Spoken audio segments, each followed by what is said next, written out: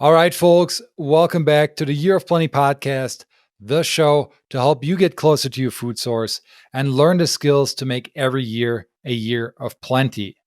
We are all about building more resilient people through food here, and I'm super pumped to have you along for the ride.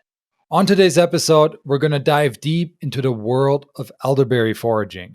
Everything from how to safely identify this plant, to harvesting the abundant flowers and berries, to making delicious things in the kitchen like elderberry juice and elderberry wine, for example.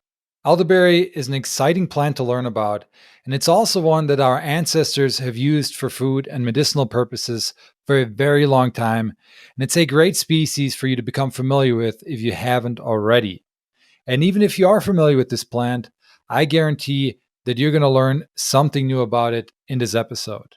And for you guys to learn more about this amazing plant species, I brought on none other than Jesse Akozbek, who is one of my favorite foraging YouTubers and very familiar with the elderberry. Jesse's a great guy and a very good forager, and most importantly, he wants you to be one too. He's known for his technical yet really approachable style of teaching foraging that gives people the confidence to forage safely and responsibly. If you're a forager, you may have already seen him through his online platform, Feral Foraging, where he posts everything from quick tips to really in depth video essays, all into pursuit of his mission, which is to provide foraging education for all. So, with that being said, get ready for a captivating conversation about elderberry with Jesse. All right, Jesse, welcome to the show, man. Excited to sit down with you today and talk elderberries and foraging in general. So, how are you doing? I'm doing very well. Very excited to talk about elderberries. Yeah, I know you are, from your videos and just from the content and stuff I've been following about you, I know you're very passionate about elderberries. So I figured you'd be really the right guy to sit down and talk about it with. But before we do that, you've built such a successful YouTube channel and you create really awesome videos. And I'm just curious, like just for the listeners to kind of get to meet you a bit more too. What has that been like for you? Did you ever think your content would blow up the way it did? Well, I certainly hoped that one day it would. I guess it's part of the dream. What's the funny thing is that when your stuff does well, it's exciting for a period of time, and then the excitement kind of wears off. And in fact, you can't get acclimated to new numbers that you're seeing because then inevitably the peaks go up and they come down. And then it's like, if it was an excitement for you at one point in time, it won't be again. So you have to find another source of motivation and desire to keep you going and building new things. So yeah, what I love to do a lot is really just to make the next video even better than the last one, to be able to research things even more, and especially receiving feedback from people on like learning new things that they hadn't seen before. That's something that I'm always really happy to be able to do. Yeah, that seems like what's the most exciting for me too is always the feedback people give, right? That's kind of what I think a lot of us thrive on who like to do the more creative work like this. And yeah, I mean, obviously with the digital world and AI and everything that's happening, you never know what, if it's going to continue the way it is. But I think your videos are super methodical and they're honestly elite type content. I've only had one other person I would say I've had several YouTubers on, but my buddy, God, no, I'm blanking on his name. Nature's Always Right is his YouTube channel, and you should check him out if you're into gardening at all. But he also makes like similar quality videos as you, and it's always fun to watch him. So keep that up, man. Awesome. Along those lines too, like beyond the these views and all that, how do you think you've grown as a forager over the years from doing your content? I'm sure it's helped you immensely. From how have I grown as a forager through creating content? Yeah, through Yeah. creating. Yeah, I think that the big thing is it's always, and I'll say one thing on this as well. It is a double-edged sword for sure. So on the one hand, it's always pushing me to go to a greater depth when researching something to learn as much as I possibly can, especially because when you put something up, if you were wrong, it's now cemented, that you made this mistake or something. So you Right. always want to, especially, we're talking about eating wild food and things like that, that can be potentially compromising to people if things are incorrect. So I think it's always pushing me and motivating me to make sure that all my research and everything that I've done is completely buttoned up, as well as these days I'm really making sure that I have personally experimented with, personally tried anything that I'm putting out there. Uh, but the other part of it, I tell people that I started kind of posting things on social media about foraging way, way earlier than I think I should have, looking back. So I was just excited about it. And I knew I wanted to get into content creation. I really enjoy that type of thing. I was really into photography and videography, things like that.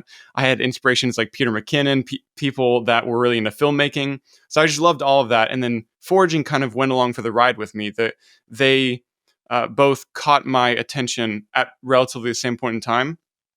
And there have been so many points where maybe lack of motivation because feral foraging wasn't going well held me back. That it kind of got me to lose motivation in foraging, which is the thing that ultimately I love the most.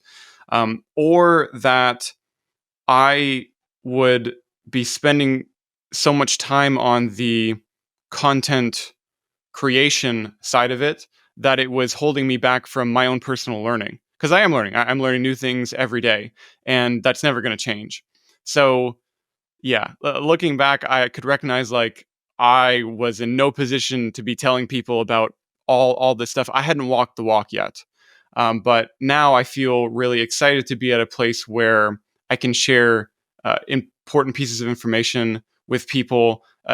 Stuff that I've already said this several times, but things that I haven't seen other people before. That's what really gets me excited, because there are I can't blame them for it. There's a lot of other people out there that are sharing the first new things that they learned about foraging or herbalism or stuff like that. And so really a lot of really common plants tend to get amplified quite a bit. Um, and some of the, in my opinion, far superior ones that are just not as common kind of fall to the wayside. And so I want to really bring a lot of those things to people's attention.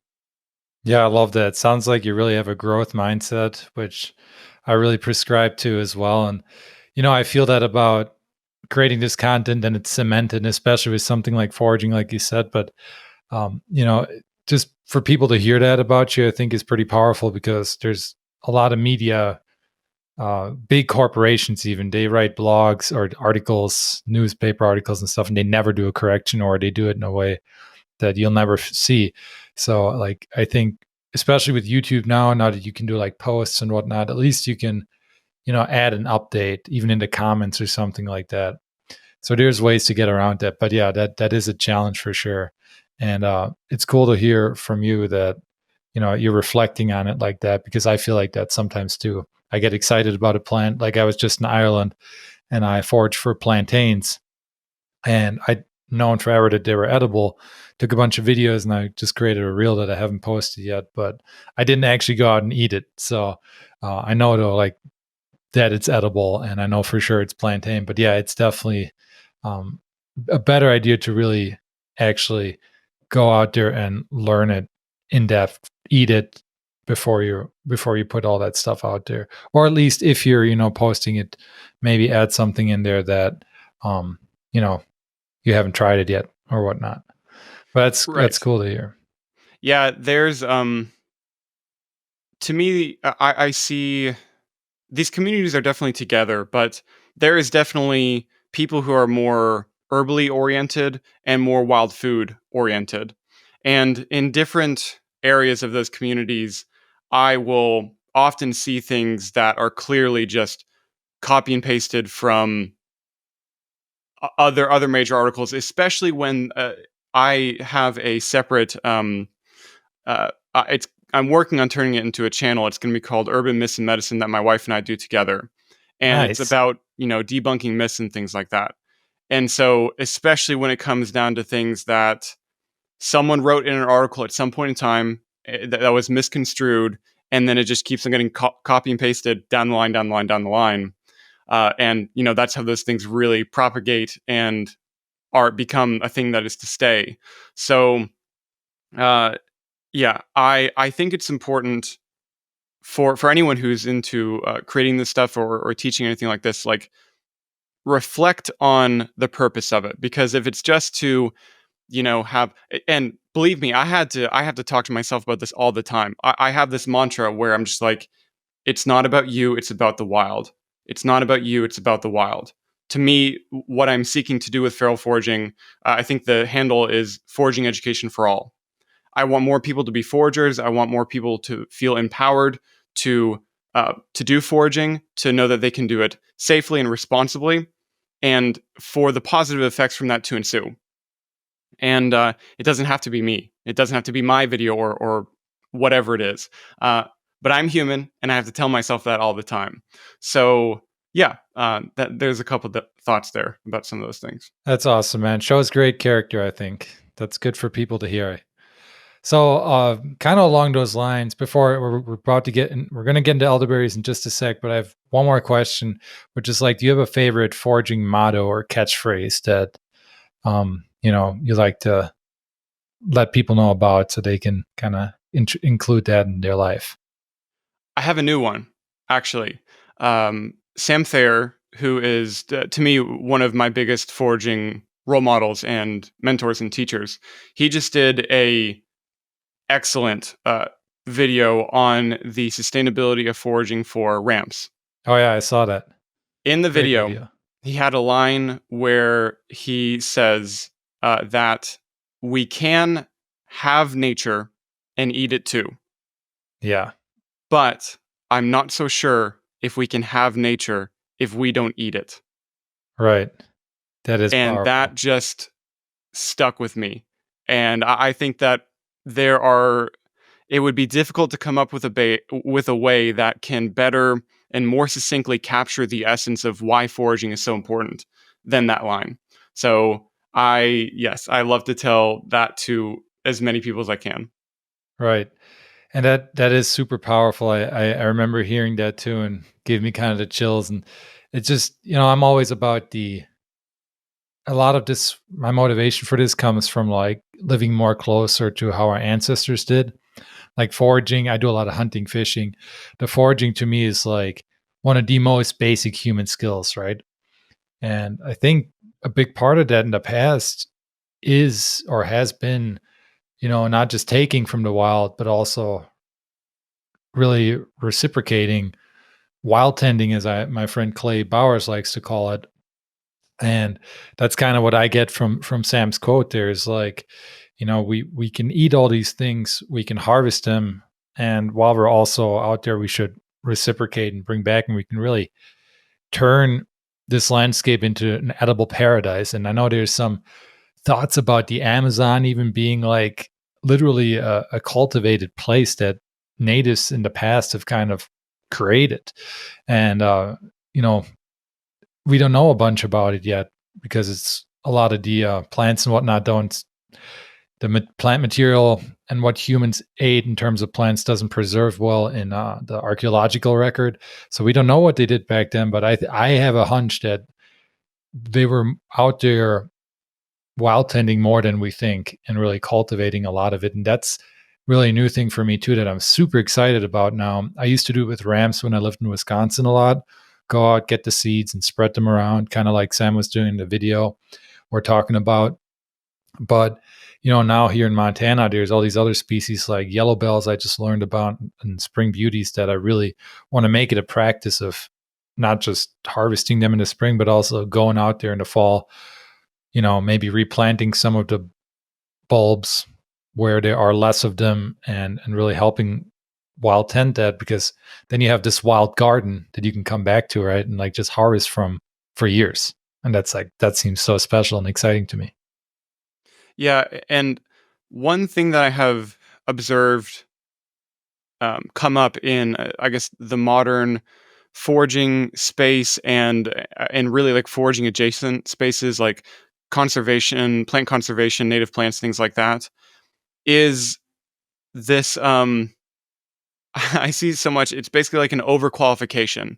Like if someone's going to post a something about ramps would be a big one, but like actually elderberry is a huge one. The amount of I guess flack, for lack of a better term, that I get for talking about elderberry is immense, and it's like people are expecting an essay on the sustainability of foraging for things, foraging for anything before. And one thing that I always kind of think about is like if if 20 seconds at the beginning of every short that I do, I'm like, okay, well, let me first tell you about sustainability and everything like that. No one would watch my stuff ever, and no one Yeah, actually wants that. But I think people when they I don't know, they think they want that or something, and it's kind of come with this energy that foraging is kind of like on this knife's edge between being sustainable and not being sustainable, or being beneficial and being destructive. And that it's like if you just veer slightly off course, then all these bad things are going to happen. And that isn't the case. That is not the case by far. If we look at the general species that people are really interested in foraging, that they might be drawn to get a little bit more than they should have, or something like that. Most of the time, those are things like fruits, berries, nuts, things like that. Um, and so, and those are extremely, it would be very hard to overharvest, would be very hard to cause damage foraging for those kinds of things where you aren't actually taking the whole plant when you are doing so. The cases where we see things in a little bit more um, danger, or a little bit more on that edge, ginseng is one that comes to mind. But with ginseng, one, it's not about individual foragers. It's really about an herbal drug trade. And two, it's about money. Like at the end of the day, it comes down to money. It's not really about the plant anymore. It's about people who are willing to pay a lot of money for it. So uh, I think that cases where foraging can be exceptionally dangerous or on that edge are by far the exception, not the rule. And that being said, I think one of the things I tell everyone is be aware of the reproduction and the population health of whatever plant or mushroom it is that you're foraging for. And there's differences between the two and how we treat them. But, I don't like that only take every third plant, only take every 10th plant, or 10%, things like that, because it doesn't apply broadly very well. Weedy biennials like wild lettuce don't really need to be looked at in that way, the way that ginseng does. It doesn't take into account the fact that invasives, you're actually benefiting things from taking as much of it as you possibly can. So there's a lot of nuance to it. And I think that if people are aware of the plant that they're foraging for before they're going out and taking however much of it, it is a big, helpful piece to make sure that you're doing it responsibly. totally. Yeah, it seems like it's very individual from a plant to plant basis, and each plant has its own harvesting potential that you need to learn about beforehand. Can't just broadly say, I'm only going to take 10% of whatever I find or whatnot. Yes. Yeah, And not just plant to plant, but location to location. right. That's There true is a too. certain way that I would be interacting with a landscape that has hundreds of ramps, as opposed to dozens of ramps, as opposed to a few ramps. And those different cases offer different opportunities to give back to ramps and to help them out. And uh, so I have an article that I wrote called How to Start Foraging that people can check out on my website, which will give you a good solid list that I think people should generally know on, like, be aware of these things for foraging responsibly, if anyone's interested in that. Totally. And we can link that too if you send it over to me. Put that in the podcast episode description. Sweet.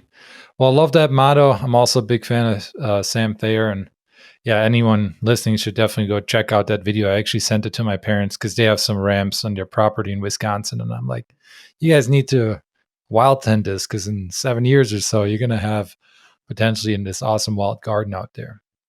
Yeah, I Well, think the last thing I'll say about it is the biggest thing that I'm concerned about with the whole overblowing the fear of foraging is people getting worried or being afraid of interacting with nature. Nature is quite resilient. And if we kind of like put ourselves in a corner away from nature, so to speak, I think that's going to do far more harm than good.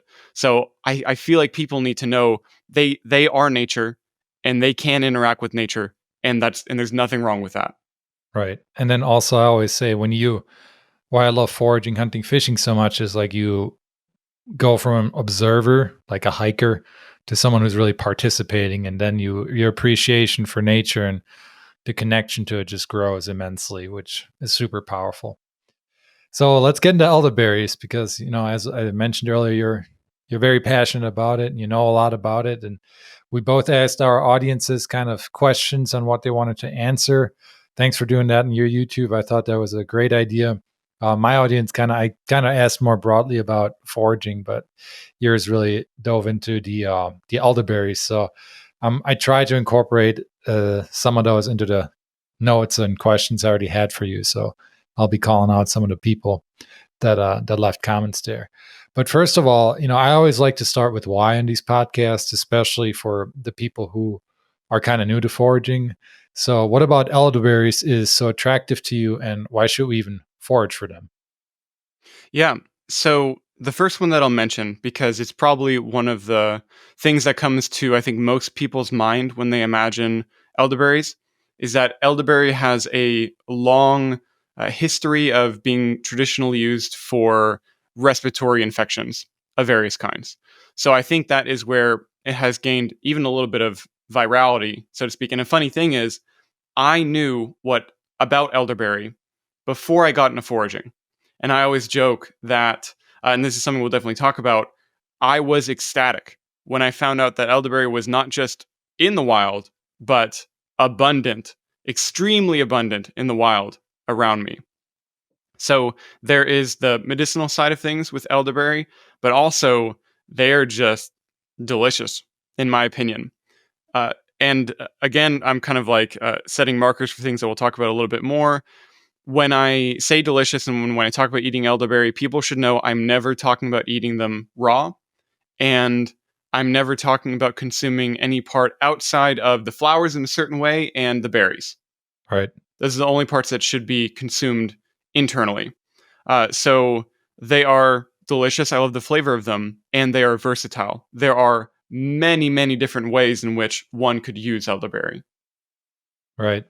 And yeah, I think the abundance is something that's very special about them. I'm actually relatively new to them. I grew up in Germany, so I'm familiar as a kid with the black elderberry growing there. Sambucus nigra, they call it over there, the scientific name. And over there they make a lot of syrups out of them, like out of the flowers, and use the berries in several ways. Germany and Austria, for some reason, has a huge like culinary elderberry culture. But yeah, the I see a lot of them out here. I just haven't really gone out and really used them since I really got super into foraging. But you're so abundant, and I have a cool book now that I moved to Montana a few years ago from Tom Elpel. He actually doesn't live too far away from me here, Oh, cool. and it's called "Foraging the Mountain West." And in it, his elderberry chapter is called "The Mother Lode," and he says that you may be able to harvest a year's supply from one bush in the book, and that like really caught my attention. I was like, wow, that's special because a lot of wild edibles you really have to work for them. So that's really cool, and what's getting me very interested in harvesting them now and finding my spots. And then the other thing, as you kind of hinted on, is the medicinal and also the nutritional parts.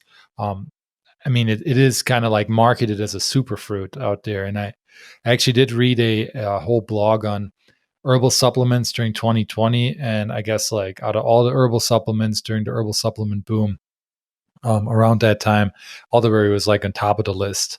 So there's definitely people who know it, and it's very sought after medicinally.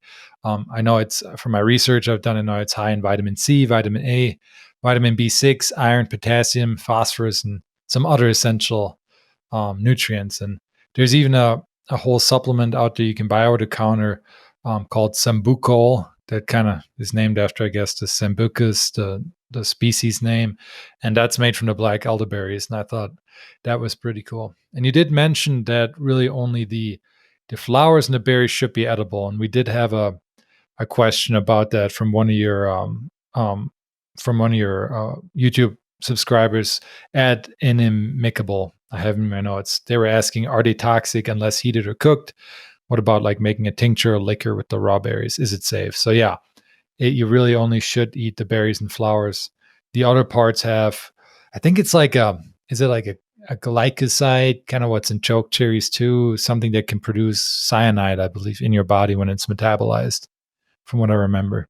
Correct. Yes. And we can just talk through the toxicity of elderberry for a bit here, because Let's do it. Yeah. this one is nuanced, and I feel like there's information missing about it that I'm personally still parsing through, but I'll kind of talk through some of the things that I've found so far.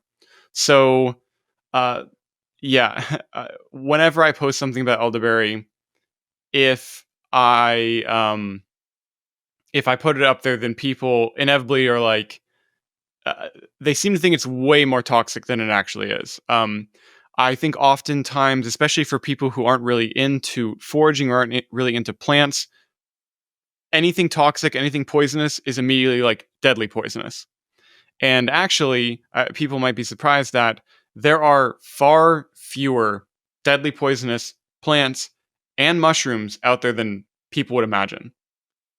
Uh, and when I say something is deadly, it's poisonous and to a concentration that if you an amount that you could accidentally eat could potentially be lethal.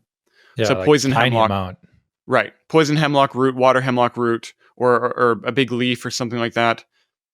That could potentially be lethal.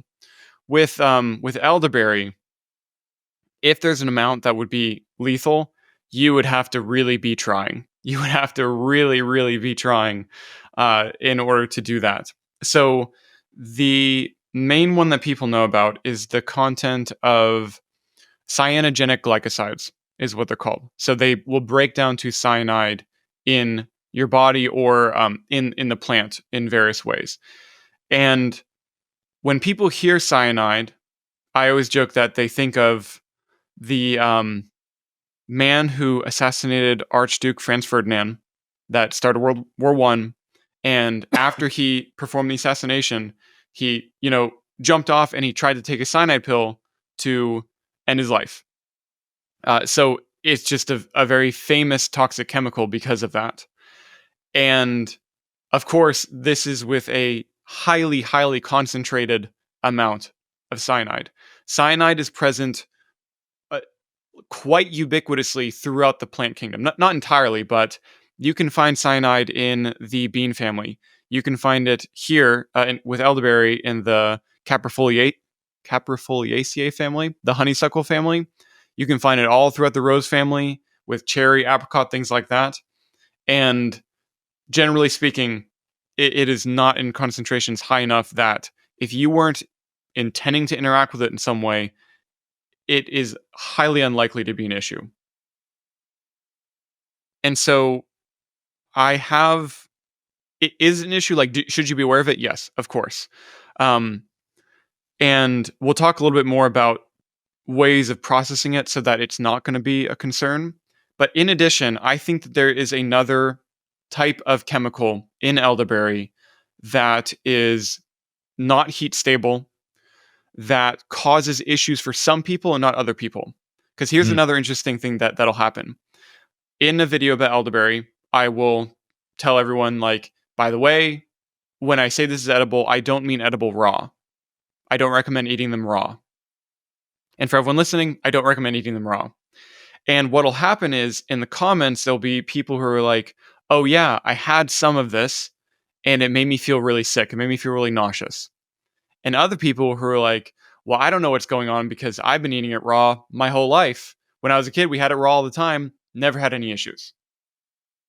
And just like there are certain drugs that interact with different people in different ways, I think that this chemical is dependent on the person who's consuming it, that some people have a very strong uh, nauseating reaction to it and other people don't.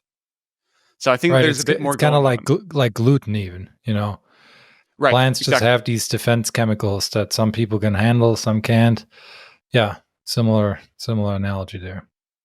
There, yeah, you see some people reporting that they'll still get some amount of nauseation even from having cooked elderberries, but that is not an exceedingly common thing. I've had elderberry quite a lot myself. I know a lot of people who have had quite a lot of elderberry who have not ever experienced any nauseating symptoms from it cooked. And another thing that I tell people, I don't think it tastes very good raw to begin with. It just doesn't. I don't feel drawn to want to, have a handful of it raw or anything like that. I think the flavor is drastically improved by cooking it or dehydrating it in some form or fashion like that. That's good to know. Yeah, I have a personal story from my stepdad, my stepbrother, when we still lived in Germany, and they got all excited. My stepdad's very, home chef, like loves to cook, do culinary projects, and they both found elderberries and wanted to make a syrup out of the actual berries. And first they did it all with raw berries. Both of them got super nauseous, puked. Hour later, they went out. The bush wasn't far away from our home. Got more after reading that, you should probably do it cooked. Did it with cooked, and they had no issues at all. So, yeah. But I'm excited to try them out this year. Should be sweet. Yeah. So do you think that covers the toxicity pretty well? I think it does. Just definitely, like, I would say berries and flowers only, just to recap, not the seeds, roots, branches, twigs. Like, try to stay away from those. Yeah, two more things, and one of them might lead into another conversation. But if you are listening and you look up, toxicity cases of elderberry, it's very likely that you'll find this case of a bunch of people that got very sick from having elderberry in California or something. I don't know what these people were doing. It seemed like a strange kind of gathering, basically, if you read the toxicology report and you get into it, they weren't just having the berries raw, but also the leaves and the bark and other parts. No idea why. I have no idea why they were doing that. So that's where you look at, you're like, it is, yes, of course they got they got sick from that. Right. So I want to do get into history a bit quick because there are other uses for um, the plants, like the stem and whatnot, that historically people have used. I don't know how much you know about the history. I kind of always nerd out about that and like to dive into that. So I wrote down a good amount of notes that I'd love to share. But from your knowledge, do you know much about the historical uses of elderberry? I've read into so elderberry compared with some other wild foods that I really love. I would say I haven't I haven't deep dived into this one as much as others. So I'll let you lead this one, and I'll see if there's anything that I can add to here. Cool. Yeah. So first off, just like I just mentioned, for the actual like stems and other parts besides the berries and the flowers, they people throughout the world have used elderberry, I guess, to make instruments, blowguns, and pipes. And especially like the Germanic people, from what I was reading, were doing that. Like they would make flutes out of them, which I thought was pretty cool. And that's largely due to the fact that, and we'll get into like some of the, how to identify the plant and some of the identification factors. But one of them is that the elderberry has that pithy core, a very like, how would you describe the pithy core? Like, is it spongy, right? Spongy is what I would describe it as. Yeah. Yeah. So according to my stepdad, who has actually used it a bit, it's very easy to get out of there with like a stick, a harder stick. And so he told me a story because I told him that we'd be doing this episode, and he loves elderberry. He said when he was a kid in Germany, him and his friends would always go on walks with their parents, and they would go and take the elderberry stems, get that pithy core out, and then they would use them as blowguns to shoot elderberries at each other. So it's kind of like, I guess, the traditional form of paintball. Because he said his parents were always super mad at him because they would just get covered in elderberries. I thought that was pretty funny. So And did you so on that, I recently was looking into, and realizing that my idea of the origins of the name elderberry were different from what they actually are. I did not look into that. So, uh, I always thought it was like elder, as in they had reverence for the plant. They saw it as a source of wisdom or things like that, like our elders. But no, it looks like it actually comes from an old Germanic word for that sounds like ailed, which is something to do with fire, either something that you use for fire, that you make fire with. And it sounded like if they were stoking a fire, they would make long, hollow tubes with them to blow on the fire to give it air and oxygen That from makes the elderberry. sense. That's cool. Yeah, that's another way to use them. Yeah, that would make a lot of sense. I did not read about that, but that's really cool. So obviously the Germanics people used them. Germanic people. I did find a pretty cool fact sheet from the Herb Society of America, and they mentioned that the plants were probably deposited in Europe, Asia, North America by the retreating glaciers in 9000 BCE. And they actually did find seeds from elderberry in Neolithic sites in Switzerland, suggesting that they were cultivated about 2000 BCE ago. So that I thought that was really cool. I always love when they actually find evidence of these wild or even cultivated plants in the sites, you know. And beyond that, I found a really cool. I'm just going to read off it real quick. This abstract on a scientific article in ISHS Acta Horticulture 1061. I guess that's the scientific journal's name.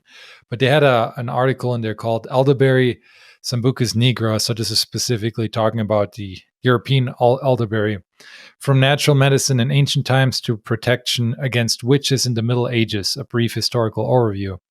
And they said here, quote, that in ancient times, humans knew that some plants have effects on the human body. Despite this knowledge, people at the time could not explain this power of plants, and thus they attributed supernatural forces to them. Elderberry was one of such plants. Elderberry seeds have been found associated with human activity by archaeologists and assigned to the Stone and Bronze Age. At that stage, people used the fruits, bark, and branches of the elderberry. In their writings, naturalists, healers, and philosophers of ancient Greece and Rome also referred to this mysterious healing plant. Hippocrates devoted special attention to the elderberry fruits, and Dioscorides recommended wine made from its roots as a remedy for snakebite. In the Middle Ages, elderberry was used as a protection against witches. In another period, its effects were attributed to the power of devils. According to mythology, the spirit dwells in the trunk, while the Germanic people believed that it was an evil spirit. In Denmark and Latvia, it was a good spirit. Unpleasant odor and the presence of the fungus, I'm going to butcher the scientific name, Auricularia auriculata druidi, associated with the biblical story in which Judas hanged himself on this shrub, certainly add to the negative connection. We now know that different parts of the elder have positive and beneficial effects on the human body. So I thought that was just a really good recap, which is why I wanted to read it, of some of the history there, and kind of to hear that, you know, it had positives but also like negative connections on the whole spiritual side of things. And I love learning that about plants too. When we were just in Ireland, they were saying we had a tour and a guy like pointed to this tree in the middle of the pasture. There was just one tree untouched. And he said, "You see that hawthorn down there?" Like, yeah. And he's like, "Well, we in Ireland, we're very superstitious people. And like the farmers believe that if you harm the hawthorn in any way, you'll have a bad crop here. So they all leave them standing and perfect, like really take care of them." Yeah. I've heard that one before, yeah, and, some of my relatives on their land have hawthorn, and that's where I heard from them. They're like, we have to leave those where they are. We can't touch the hawthorn." Yeah. So one last thing, just to kind of tie to the U.S. about the history. Then I know I'll let you talk again. But the University of California, on their website, they had some they quoted some scientific articles showing how some Native American tribes interacted with elderberries. And I thought this was cool for our discussion. So they said that for some tribes, elderberries' life cycle serves as an indicator of seasonal rhythms, guiding the timing of other food harvests. For the northern foothill Yukuts, the elderberry harvests in August coincided with the time to harvest sugar pine nuts, and the coastal Pomo tracked their shellfish gathering window by the flowering and ripening of elderberry. And then they also said that prior to Euro American policies of fire suppression, Native people actively managed elderberry stands using fire as a strategy for reducing plant density and increasing fruit production. So I thought those were really cool tidbits because, that kind of goes to, I mean, I know you made this awesome foraging calendar, and we can use like these plants to, and the timing of them to also inform us of when to harvest other things. And the Native Americans were very aware of that, especially with Yeah, elderberry here. and it's funny, just kind of my my feeling of the season is very tied with wild plants as well. And yeah, I feel like when elderberry is fully in bloom, to me that's like summer has begun. That's what feels like summer to me. Even though I think it's probably a lot later on in the year, technically, from like what officially is the beginning of the season of summer, as well as trying to think of, I think like specific greens coming out to me is like the beginning of spring, which is, at least in my area, maybe not where you are much further north, in my area, far before the actual start of spring. Right.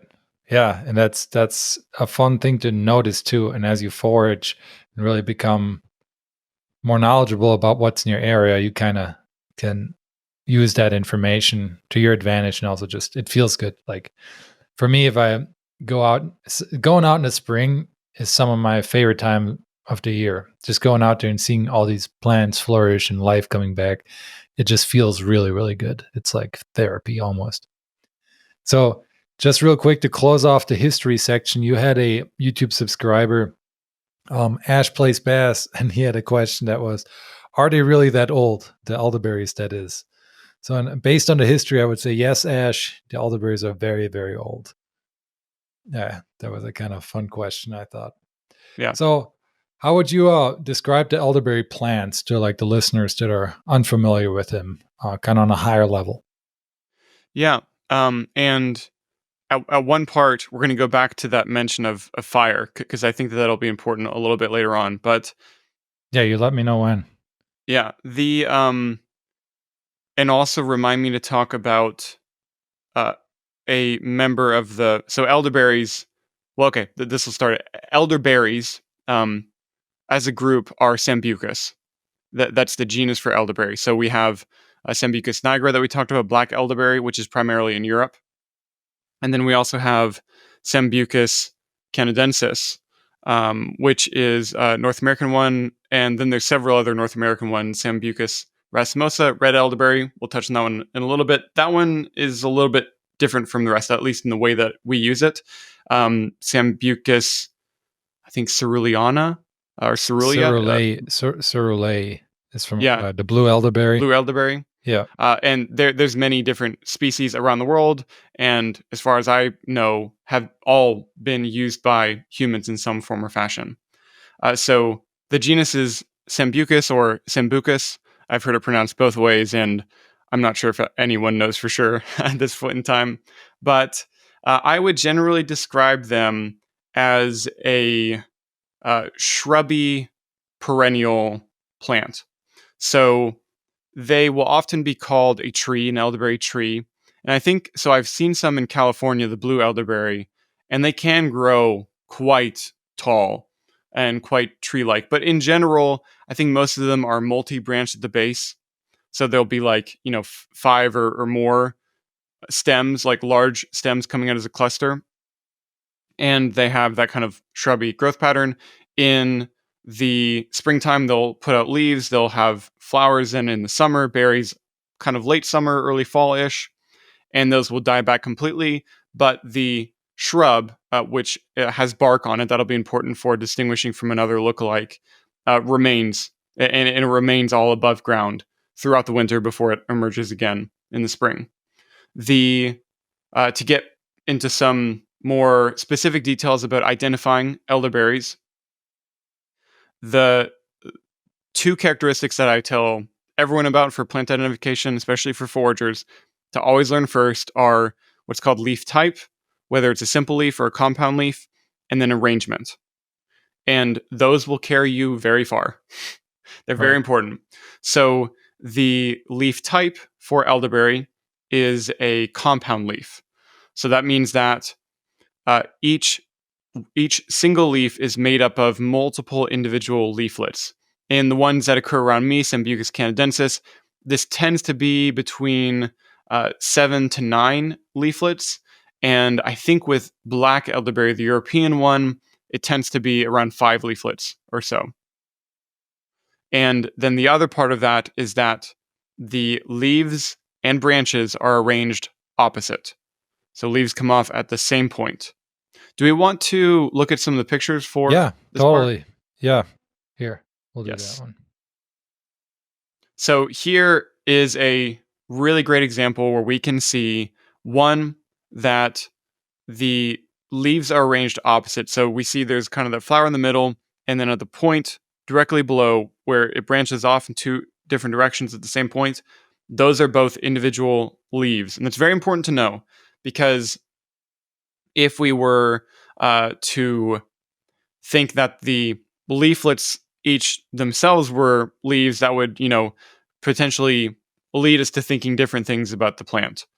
Right. And a way that you can tell, it's hard to see at this point in time that I took the picture. It's easier to see later on in the year, especially in winter, is that there's these little kind of like notches of early buds, early leaf buds that are just starting to develop. And the leaves themselves will have buds at the base, but the leaflets will not. Okay. So the entire leaf made out of 7, sometimes 5, I think sometimes even 9 will have the buds, not just a little actual what most people think of as the leaf. Yep. Right. And then if we go to that other photo where it's kind of like on the table, I think. The white one? Yeah. With that one, I just wanted to show a little bit close up. So the edges of the leaf, what we often call leaf margin, are serrated, and particularly they're finely serrated. So this is a somewhat close up photo of them. And in general, you'd have to look, a little bit closer to see how much serration that it has. Other plants, one that we'll look at that can kind of look like elderberry, have much less fine serrations on them. Right. So very almost saw like a saw. That's how I like to Right. remember it. Cool. Any other pictures you want to go over Let's at this see. And point? then we can look at let's see, let's look at so 191 right there at the bottom. So here is the point at which the leaves are just emerging at the very beginning of spring. And just another great way to see that the arrangement is opposite on them, that those leaves are coming off at the exact same point. And then directly below them is the leaf scar, which will be an important identification characteristic for winter. Another one, we're looking here at the bark, which is usually kind of like the ones that I find are usually grayish overall, mostly, sometimes a little bit brown, sometimes even a little bit purple, kind of like that tinge in the leaves right there. And then, so there's another photo. Let's go back. One sec. And yeah, This one here? 7 to at the very bottom. Yeah, that one. A very important characteristic of elderberries is the spots that we see on them, which are called lenticels. Biologically, they're kind of like allowing the plant to breathe so that the bark isn't completely kind of closed off from the outside Really? world. That's the purpose. I never knew that. That's Yeah. kind of cool. So yeah, it's kind of like otherwise the bark would kind of like be suffocating the plant from the rest of things. So it allows oxygen exchange happen for exchanging oxygen and carbon dioxide and things like that.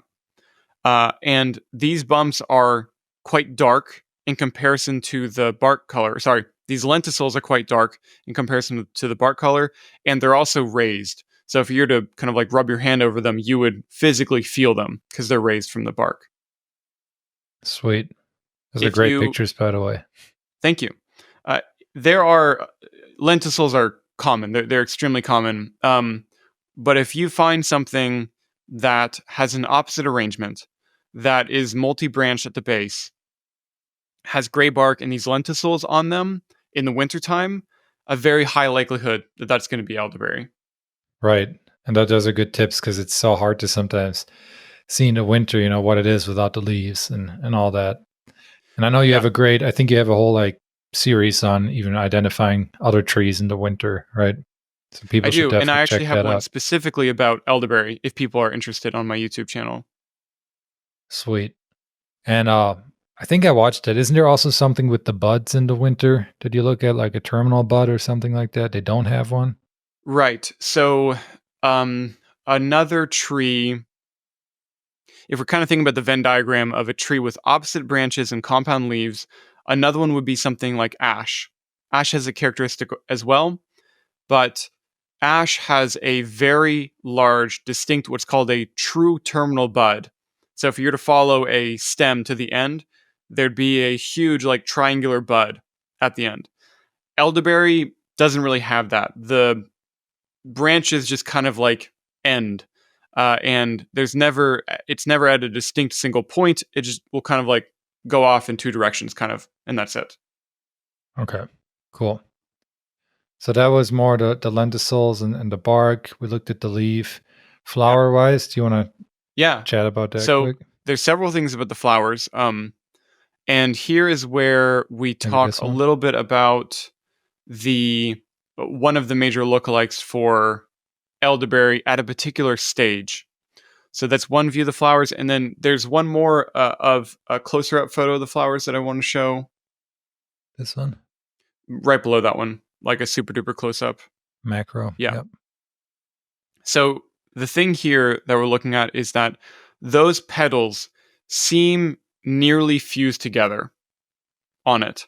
And that is going to be a little bit different from another one that I'm going to talk about in a second.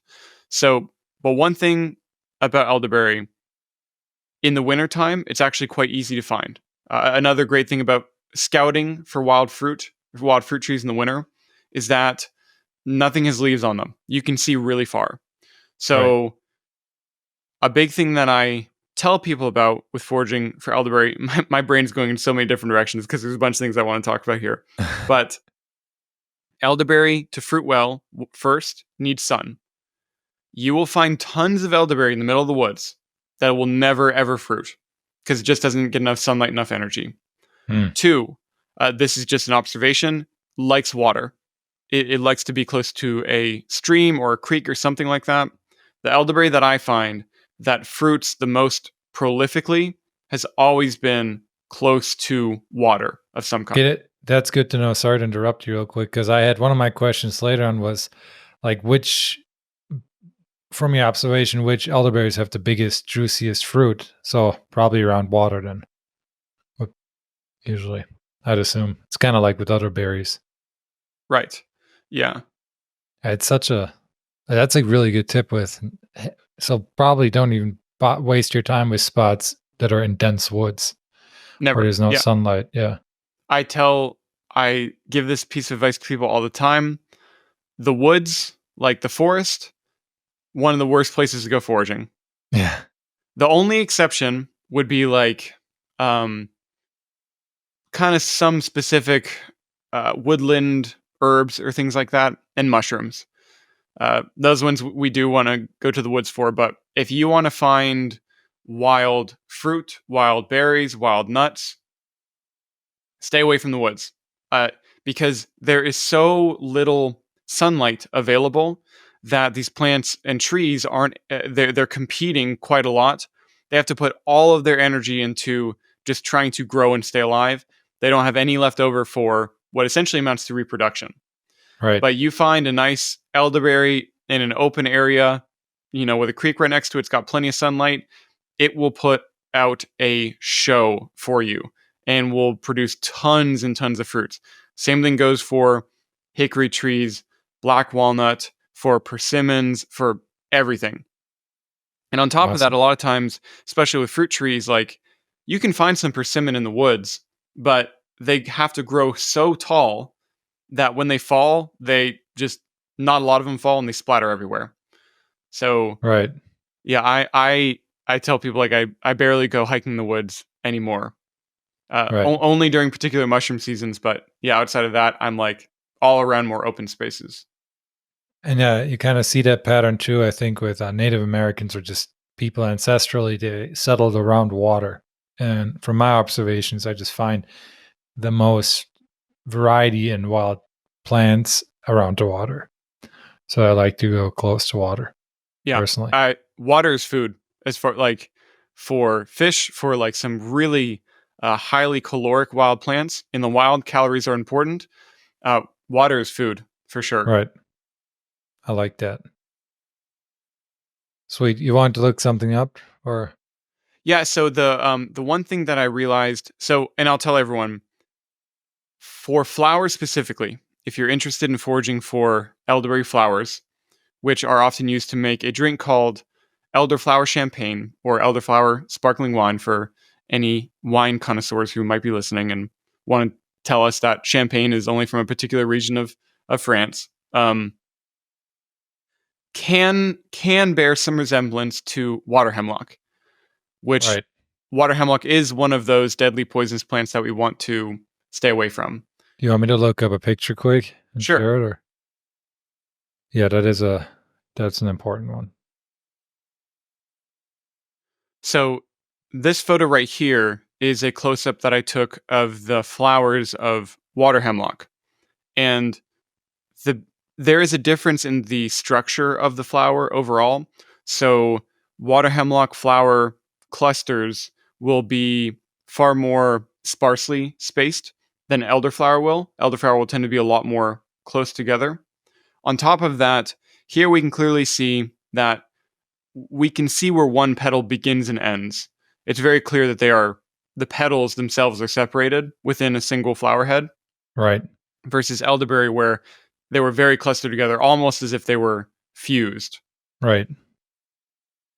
And I think they So that's called it one thing. an umbel, I think, for the water hemlock. I think that's what it's called. And then elderberries, it's like a Siamese or something like that. Just Right. different. So that's definitely something to just study in both for people listening. If you don't see the pictures right now, look up flower clusters of both and you will see the difference. Yeah, I will remark that to someone who is like trying to look up the difference between a compound umbel, which is what we see in water hemlock, and a cyme or a compound cyme that we see in elderberry, it it might lead you a little bit into some nitty-gritty details. So, especially for people starting out, I think that there's a few more things that we can look at that really can help you. So, the first one, the first thing to understand is that water hemlock is different from elderberry in that it is often a perennial, but it's not a woody perennial, it's an herbaceous perennial. So in the winter, it will die back completely and then reemerge completely from a root. So where we see bark on elderberry, we're not going to be seeing bark on water hemlock. The It looks, lentils that we looked up before are not going to be present on water hemlock. I think it looks a lot more like that, like an old asparagus plant. If you're like a gardener, that's kind of maybe helpful. Yeah. And then if we go to the photo, the close up photo of the leaves of water hemlock. So this is a close up photo. Uh, Water hemlock also has compound leaves, but there's a trick to it because it is called. So elderberry has pinnately compound leaves, which means feather compound. So it means that there's a kind of like central stem on it that all the leaflets come off of, as opposed to like a single point, like a palmate compound. Water hemlock is also a form of a pinnately compound leaf, but it's multiply compounded. So instead of a stem that goes to a leaflet, we have a stem that goes to a stem that goes to a stem that will go to the leaflets. Mm, that's good to know. Normally, so water hemlock technically has alternating leaves, leaves overall, alternating. And elder has opposite. Normally, we're done. We find that detail, good to go. There's nothing else that we need to do. But in the case of elder and water hemlock. Because water hemlock has multiply compounded leaves, to someone just starting, it can look like within a leaf that the points where the stems are branching off are actually the leaves branching off, and they're not. And I don't want people to try to use the arrangement if they're just starting off with water hemlock and elder, because it can lead you in the wrong direction. And I always try to present details like that could possibly be misconstrued in a way that if you happen to mistake you would mistake it for the poisonous one and then just be like, okay, well, I'm just not going to touch this. Right. So you never want to have a scenario where you could accidentally mistake it for the edible one, and that's what could happen right here. So other things to look at are that if you one the serration is far more broadly serrate. It's not as finely serrate on water hemlock. Meaning Typically, it's bigger saw right, spikes. the saw teeth will be larger on water hemlock and much finer on elder. A feature that we see in water hemlock, typically, everyone that I've come across has had this characteristic, is that the veins will go to not the ends of the serration, so not the kind of like tip of the sawtooth, but at the base of the saw teeth, Yep. So like right which there. is shown in this video right here, or in this photo right here. And that is quite an iconic characteristic of water hemlock. Sweet. That is, yeah. So, That's we got to get this granular with it because right. water hemlock is so poisonous. Like that is a truly poisonous plant. Yeah. And if you're watching this, so I intend to make a video on this one because it's an important one. But on my in my foraging knowledge base connected to my foraging calendar, I go through every single detail that I can possibly imagine that you could use to distinguish the two. Another one that just comes to mind is that if you cut a large part of the stem of water hemlock, it'll be hollow on the inside. Right. And as we just learned with elder, it'll have that white pith, that white spongy material on the inside. So there's like 10 different ways to tell them apart. Right. If you still feel nervous, and that's totally fine, the fruit look nothing alike. So don't worry about elder flower and just wait for elder fruit because that looks completely different. Exactly. The one that, well, there's two actually that people can potentially mistake the fruit for. One of them everyone thinks of, but it's not likely, and another one is far more likely. The one everyone thinks of is pokeberry because the berries do kind of look similar, like if you were to zoom in on an individual berry. But I always joke like when we're identifying plants, we're never going to just use the fruit. We're going to use the whole plant to distinguish it. I've joked that trying to do it would be like trying to distinguish two cars from the door handle. Yeah. You look at the whole car, it's right there. So everything about pokeweed is completely different to elderberry. Poke has large, simple, alternating leaves as opposed to the opposite compound leaves of elderberry. And the structure of of what holds the berries is completely different on poke. It's what's called a raceme. So basically, for anyone listening, it's far more like vertical in form. And elder, at least all the ones that aren't red elderberry, tend to be more horizontal, more open. Kind of like I've heard them described as plate shaped almost. Yes. Yeah.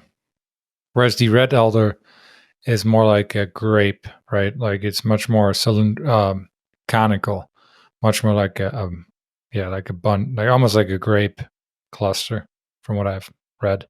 Right. Yes. Like a grape cluster. And then the other one that is a very close look like in terms of like the berry structure, the way that they're held all looks very similar, is actually a plant called devil's walking stick. And there are other uses for devil's walking stick. If you tried the berries, they would taste very bad. I haven't got to try them before myself.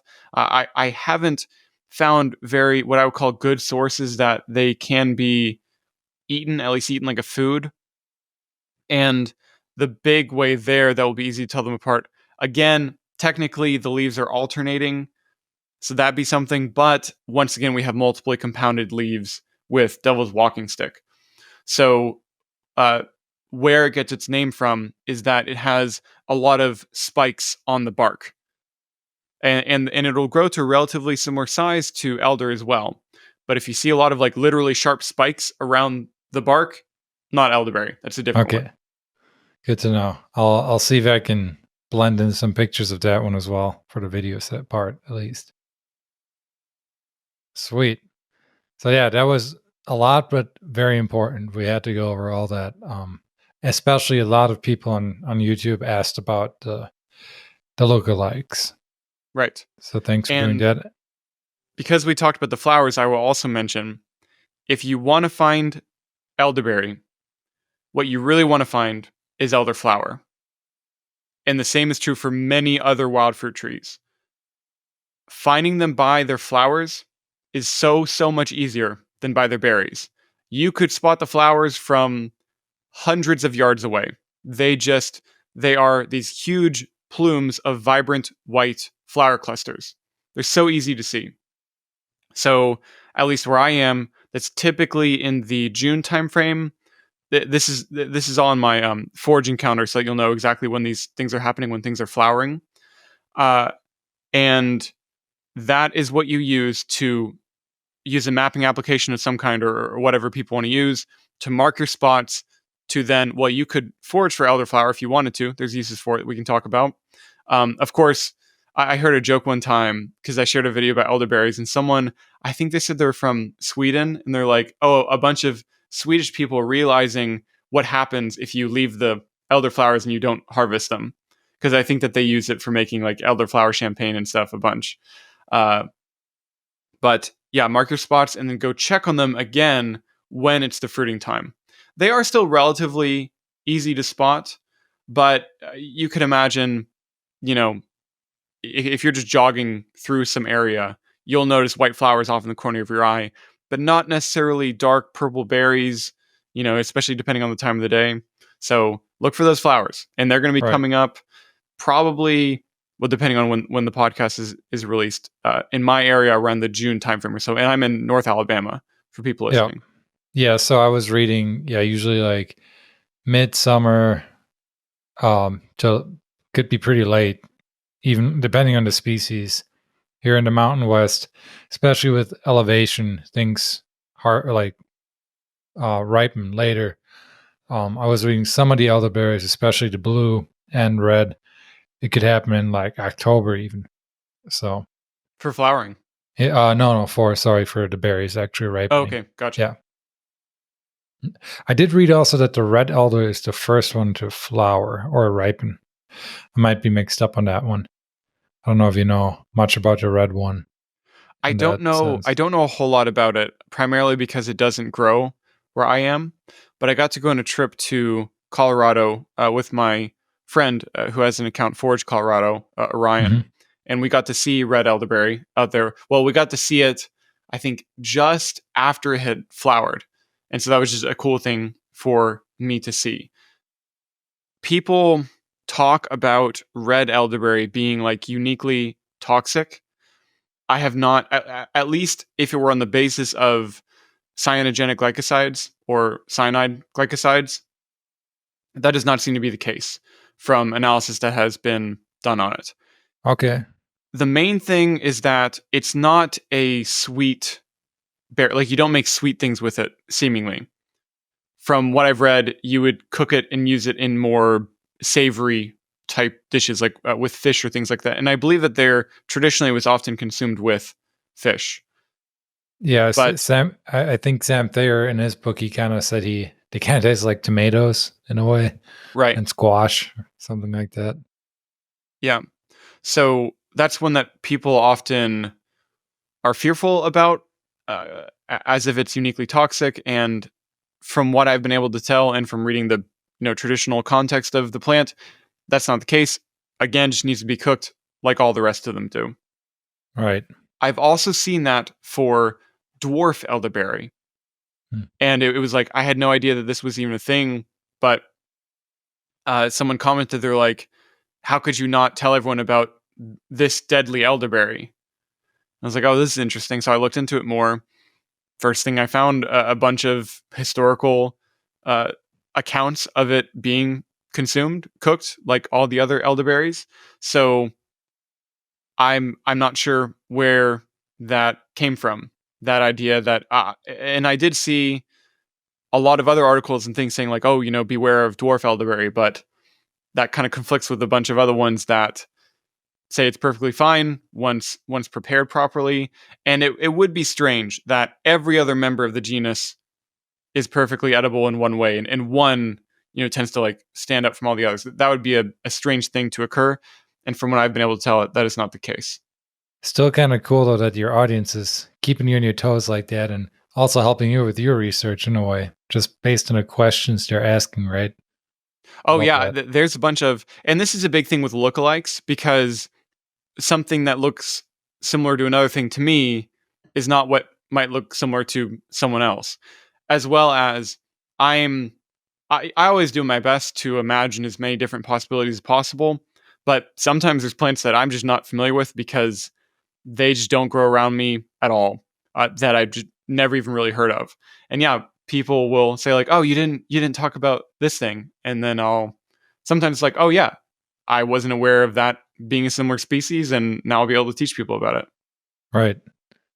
So, one of your YouTube subscribers, I mean, we kind of touched on it.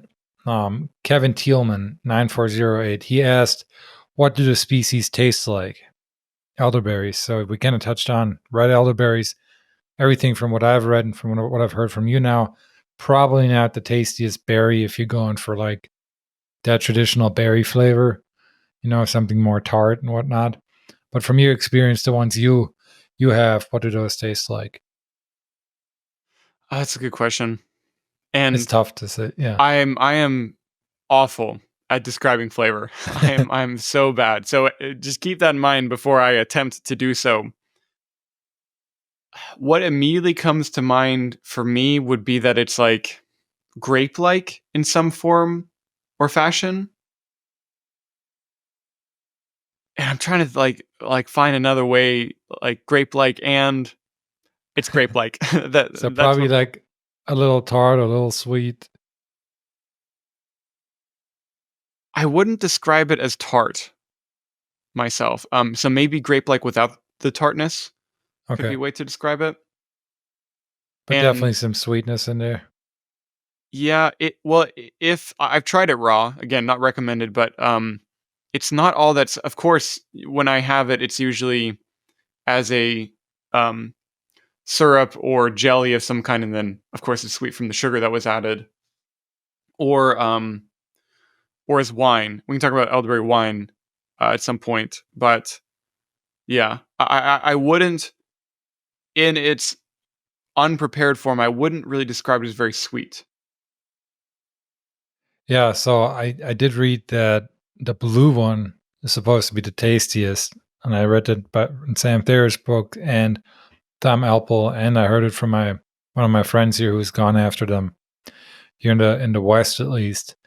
Um, and they and he my friend described the blue ones at least as being pretty tart, but yeah, the ones you're finding are more the American Alderite, Sambucus canadensis, which are, I believe that's maybe the next thing we could get into. They are the most widespread in the US, I'm pretty sure. I don't know. Do you know much about the ranges? Yeah, if I had to guess, so Sambucus canadensis can definitely be found relatively all throughout eastern North America, probably to a large degree the Midwest as well. And then yeah, in my mind, then I imagine you get in the Midwest and you start to get pockets of red elderberry as well, and then you start to go further west, and that's where blue elderberry will start to pop up. Right. Yeah. And some people asked if they're like native to Colorado and whatnot. So yeah, some of the species are. And I think you can basically find a elderberry species in all parts of the US. I would say they're probably more abundant in the northern half, just from pictures I've seen and of their range. Yeah, maybe so. Yeah. They're pretty abundant in the South as well, though. Yeah. In my area, I would label it in top top five most abundant wild fruits Wow. for sure. That's sweet. That's good to hear. So, one more thing, real quick on flavor. One of your YouTube subscribers asked, so Jimmy in the Swamp asked for complementary flavors, and I asked him like what he meant by that. So he meant flavors that work well with it culinarily. I don't know if you've tried anything there, like pairing it with anything. Hmm, that's a good question.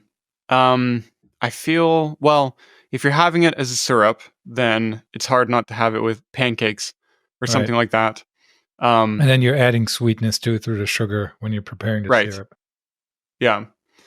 Uh, and what's another one? If you're having jelly, then it feels very basic, but having it on toast or something like that. That's how I'd have it on ice cream. It's really, really Ooh, good that's probably really as a good. dessert. So, and I think also, I think we've taken the syrup and we've used it in an icing before for a cake on like a dessert type thing. Ooh, that sounds And then good. the wine, elderberry wine, the berry wine is works very much like any red grape wine that you would have. So whatever you would pair with that. Same thing for the elderflower champagne. It is much like a white grape wine. I would say. I'm sure that wine connoisseur people are maybe not liking what I'm saying right now, but that's totally fine. Um, so those are some other flavor ideas for other parts of elderberry. Right. And I know in Germany and Austria, they like to pair it with plums, even like Okay. Italian plums and whatnot, add some sweetness. Um, as my buddy Chef Will again, he's a really good chef here in Montana. He makes maple syrup, elderberry maple syrup. So Okay. he does elderberry with the maple syrup. And he also does really cool specialty vinegars. And he was saying this year he really wants to try pairing it with something more acidic to get, makes that, and he thinks that's really going to be good. And one of your other subscribers, Griff C3860, actually commented on that question from Jimmy in the Swamp, saying that it pairs great with cinnamon, ginger, lemon, and clove. So I can see that kind of like a mulled wine. Have you ever had a mulled wine? Yes. Yeah. Yeah, so I could see that really being really tasty. I think also for I've heard of those being paired for people who are preparing it specifically to be used in more of a medicinal type context. Yeah, I think or I'm assuming so she was talking more about like in a tincture and combining it with those flavors there. And then along the flavor, one more thing with the flavors, Crystal Blue Persuasion from YouTube asks, do elderberries need to have been hit by frost before the sugars release? And that's actually a question I had too, because I was reading that here it could happen in October in Montana when they ripen, and we often get snow by then, Have you ever noticed any changes there with the frost? If you were to wait for the frost where I am, they would all be long gone by that point in Okay. time. Yeah. And I think th- so. I would say no. I mean, every elderberry that I've ever had has been perfectly delicious before the frost. It would be an interesting experiment to try, but I know that kind of like it's better after the frost is often a myth with certain wild foods. This Really? comes up Because you with do read that a persimmon. lot. You read Yeah, that a lot. Yeah.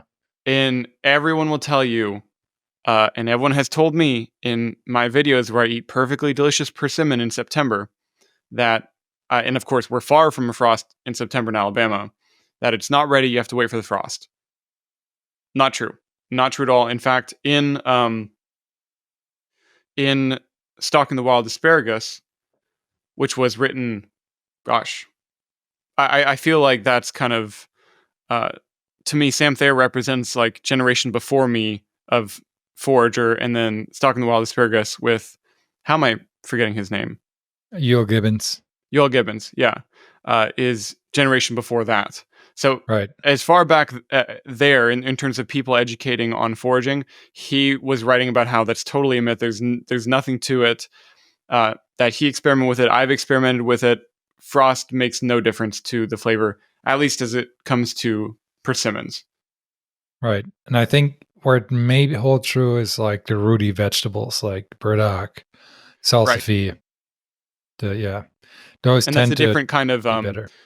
biological mechanism going on in the roots of plants versus the fruit of them. Cool. So Sometimes you probably see freezing happening in bledding, which is a process of over ripening fruit.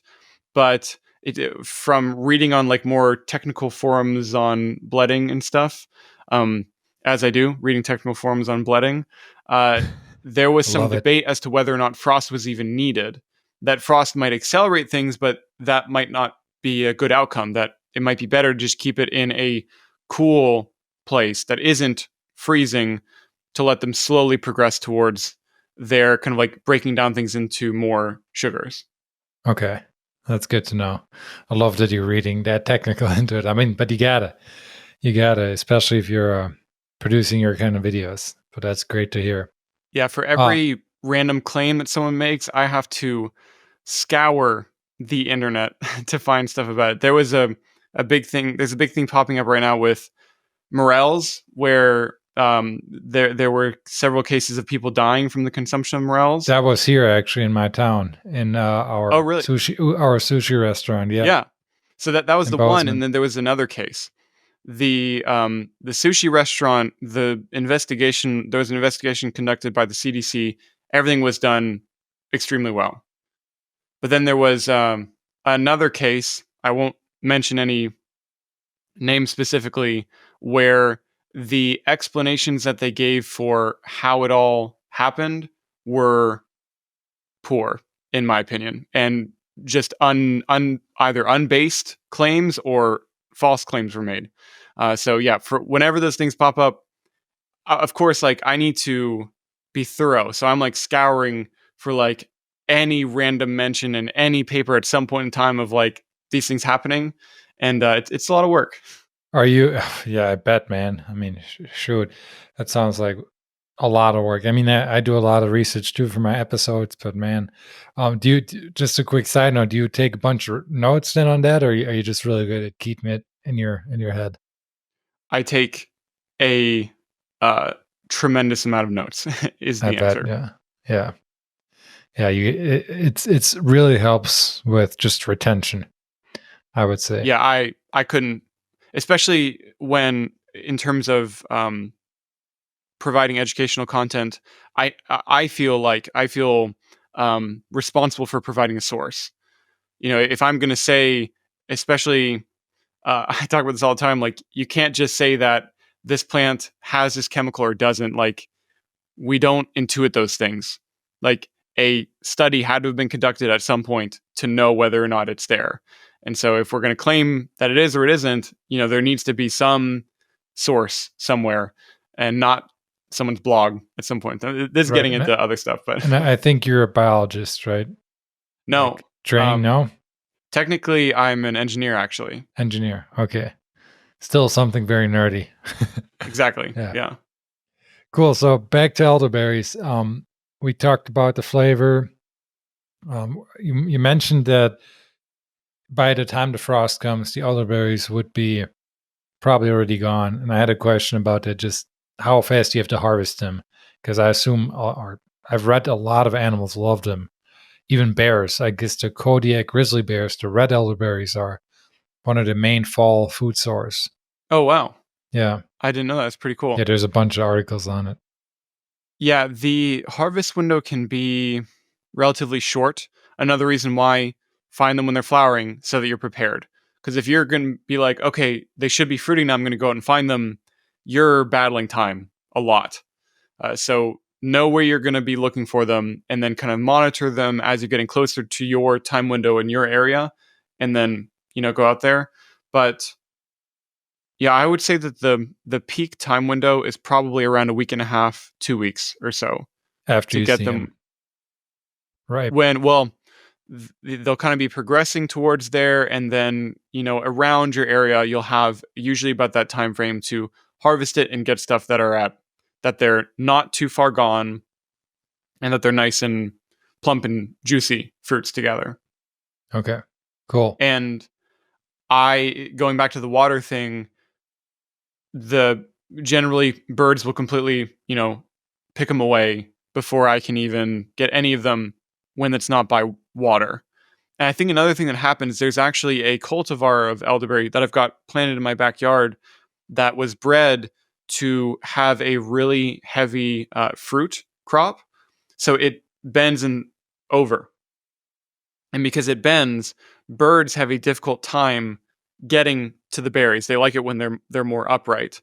So I think that that's another thing with when they're growing next to water and they bear fruit really heavily, it makes it less available for birds to get to them. Interesting. But that's interesting to hear because a lot of books you read, like Sam Thayer again, and they often say that the elderberries will always be drooping down. So you're saying you've noticed different. You don't always notice that, Yeah, especially, and it probably depends on what part of the country that you're in as well. right? When you start to get as far south as I am, we don't have a lot of like that really mineral rich soil that you guys have a little Right. bit further north. So it could just be that we have a lot of elderberry growing in, I guess what one would call poor soil conditions. So they're producing fruit, but just not that heavily. So they're all kind of like staying more upright. Yeah, it's very important to be aware of all those nuances, especially with location and whatnot. So when you're reading your books, it's a good start, but it's never the same as going out there year after year and really becoming familiar with the plant like Jesse is here. Yeah, I love that. nature is your best teacher here in this thing by far. Totally. And yeah, going out, kind of going back to what we talked about at the beginning, you going out and having your own experiences in nature, your own experiences with foraging is what's going to lead you to one day having a new thing to share with everyone else for all Yeah. of us to learn. Right. And yeah, it's a really important thing. Yeah. And I always say find groups of people you can do it with because you getting familiar with all these plants that are out there is very unlikely. But if you have friends, you can all teach each other and everyone can focus on a different species. And then, that knowledge transfer is a lot easier that way. Yeah. Um, so staying on the harvest of the elderberries, so we set the flowers, you can harvest the flowers, but for I guess for both, is there any special gear you need? And is there like a way to harvest that's maybe not harmful to the bush? Like, is that something you need to be aware of? Yeah, I think that so first with equipment, scissors in a basket. That's basically it. You could use a knife as well or something like that for cutting off the clusters. But I find a scissor to just be a good tool for that. That you don't have to apply any pressure or anything. Just snip and then it comes right off. And in terms of in terms of causing the least amount of harm, I think it would also help with that. I mean, the one thing that you could potentially be causing harm with would be if you were like really bending over the tree to get to certain parts of it. That being said, elderberry is pretty darn resilient, very resilient, as we might talk a little bit with propagation. So, I mean, I wouldn't go out of your way to harm it, but in terms of like accidentally killing an elderberry, that's going to be quite unlikely for a forager to do. Okay. So pretty, maybe a bit more than getting after some like nettles or whatever. Oh, I guess nettles you need some equipment, but you need a little bit of equipment ideally if you want to do it efficiently, but nothing Certainly, crazy. yeah. The stems can be pretty tough, so it just would you'd be getting frustrated in some ways if you went out there like with just a basket and no cutting tool of some but cutting tool of some kind, scissors, pruners, something like that will get you very far and make it a lot easier. Cool. What about your clothes? Should you be wearing old clothes? I assume at least the berries might stain. Yeah, you want to make sure to wear your nicest white shirt. Always. uh yeah, all my work clothes are now just what I wear when I'm foraging, I guess. uh yeah, you can, I can't remember if because like some things will change the color, but they won't stain, and other things will change the color and they will stain. I can't remember which one elderberry is, but yeah, wear something that you don't mind being a little bit purple. Right. Yep. I made that mistake with mulberries one time. I Oh think it yeah, came out, yeah, but yeah, that was pretty bad. um, Now going, so we harvested the berries. Let's talk about processing efficiently.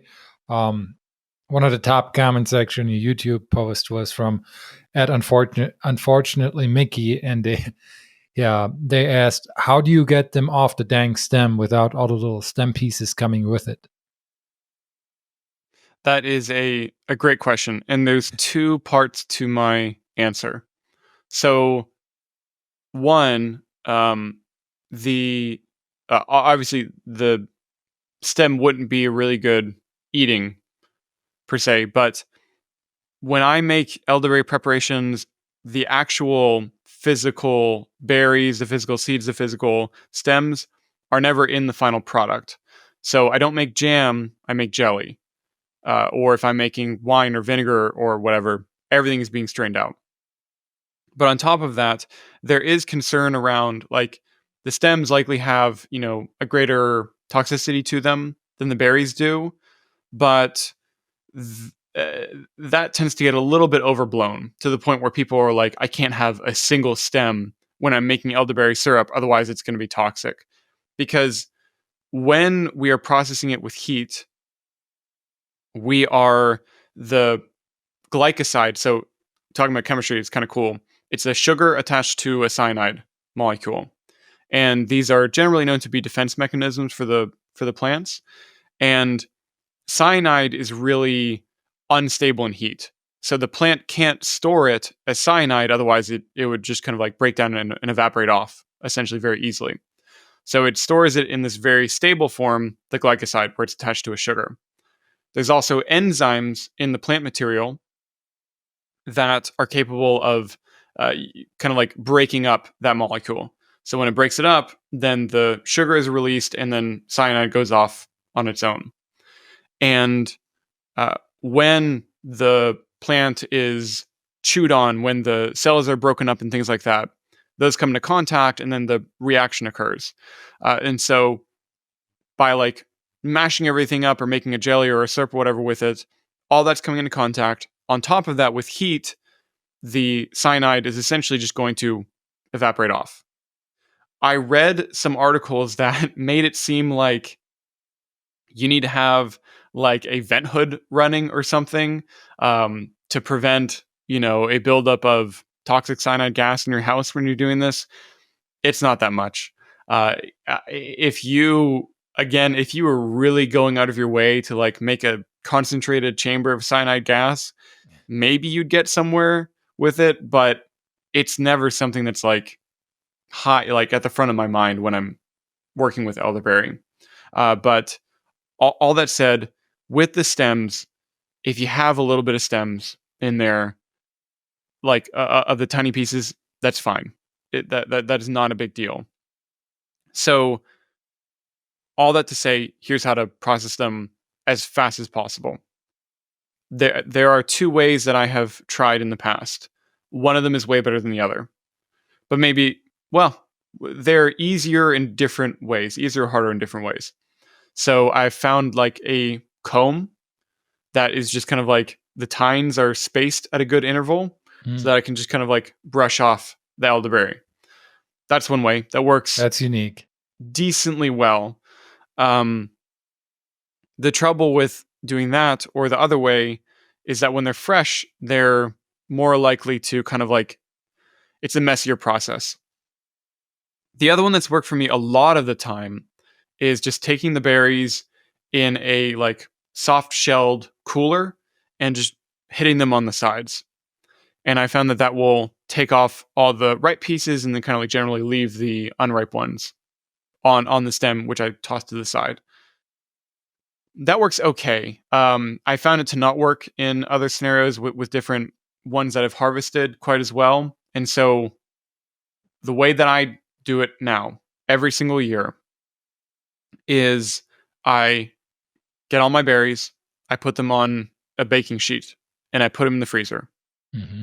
and I leave them until they're all frozen. Then I take them out and just pick them up with gloves or something. And by the way, if you for people who are into barbecuing, you can buy little like insulated gloves where you can put um, like meat gloves on top of. Those are great because you can process a whole bunch and your hands are never going to get too cold. Because, Right.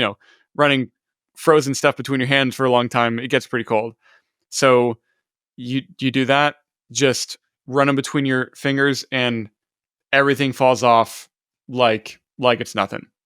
Very, very easy. I recommend everyone to try it that way. The Okay. one That's thing is I generally recommend, especially depending on where you harvest it from, to wash what you've harvested before you start to cook with it. But if you're doing the freeze method, I haven't found it worth it to try to wash them and then freeze them. Everything's just going to kind of get stuck together if you do that. So freeze them dry, process them, get them into a freezer bag or something, and then before you make whatever you're going to make with them, give them a quick rinse, and then use them for what you're going to use them for. great. That's a really good tip. And that's what I've read too, is that freezing is kind of the best way to do it. And they just kind of pop right off. So do you just do it like overnight? I assume you just freeze them. Yeah, it doesn't even have to be that long. I think like 2 hours or so is Okay. sufficient for it. And another great thing about it is that when you process them that way, when you go to freeze them in a bag, all the berries are already individually frozen. So they don't all stick together, Hmm. which means that whenever if you want to go and you want to use half of the elderberries that you have in a bag, easy to do. If you do the other method that I talked about and you put them all in the bag fresh, already separated, they're all going to stick together as they freeze. And you have to use basically all or nothing. It'd be very difficult to do otherwise.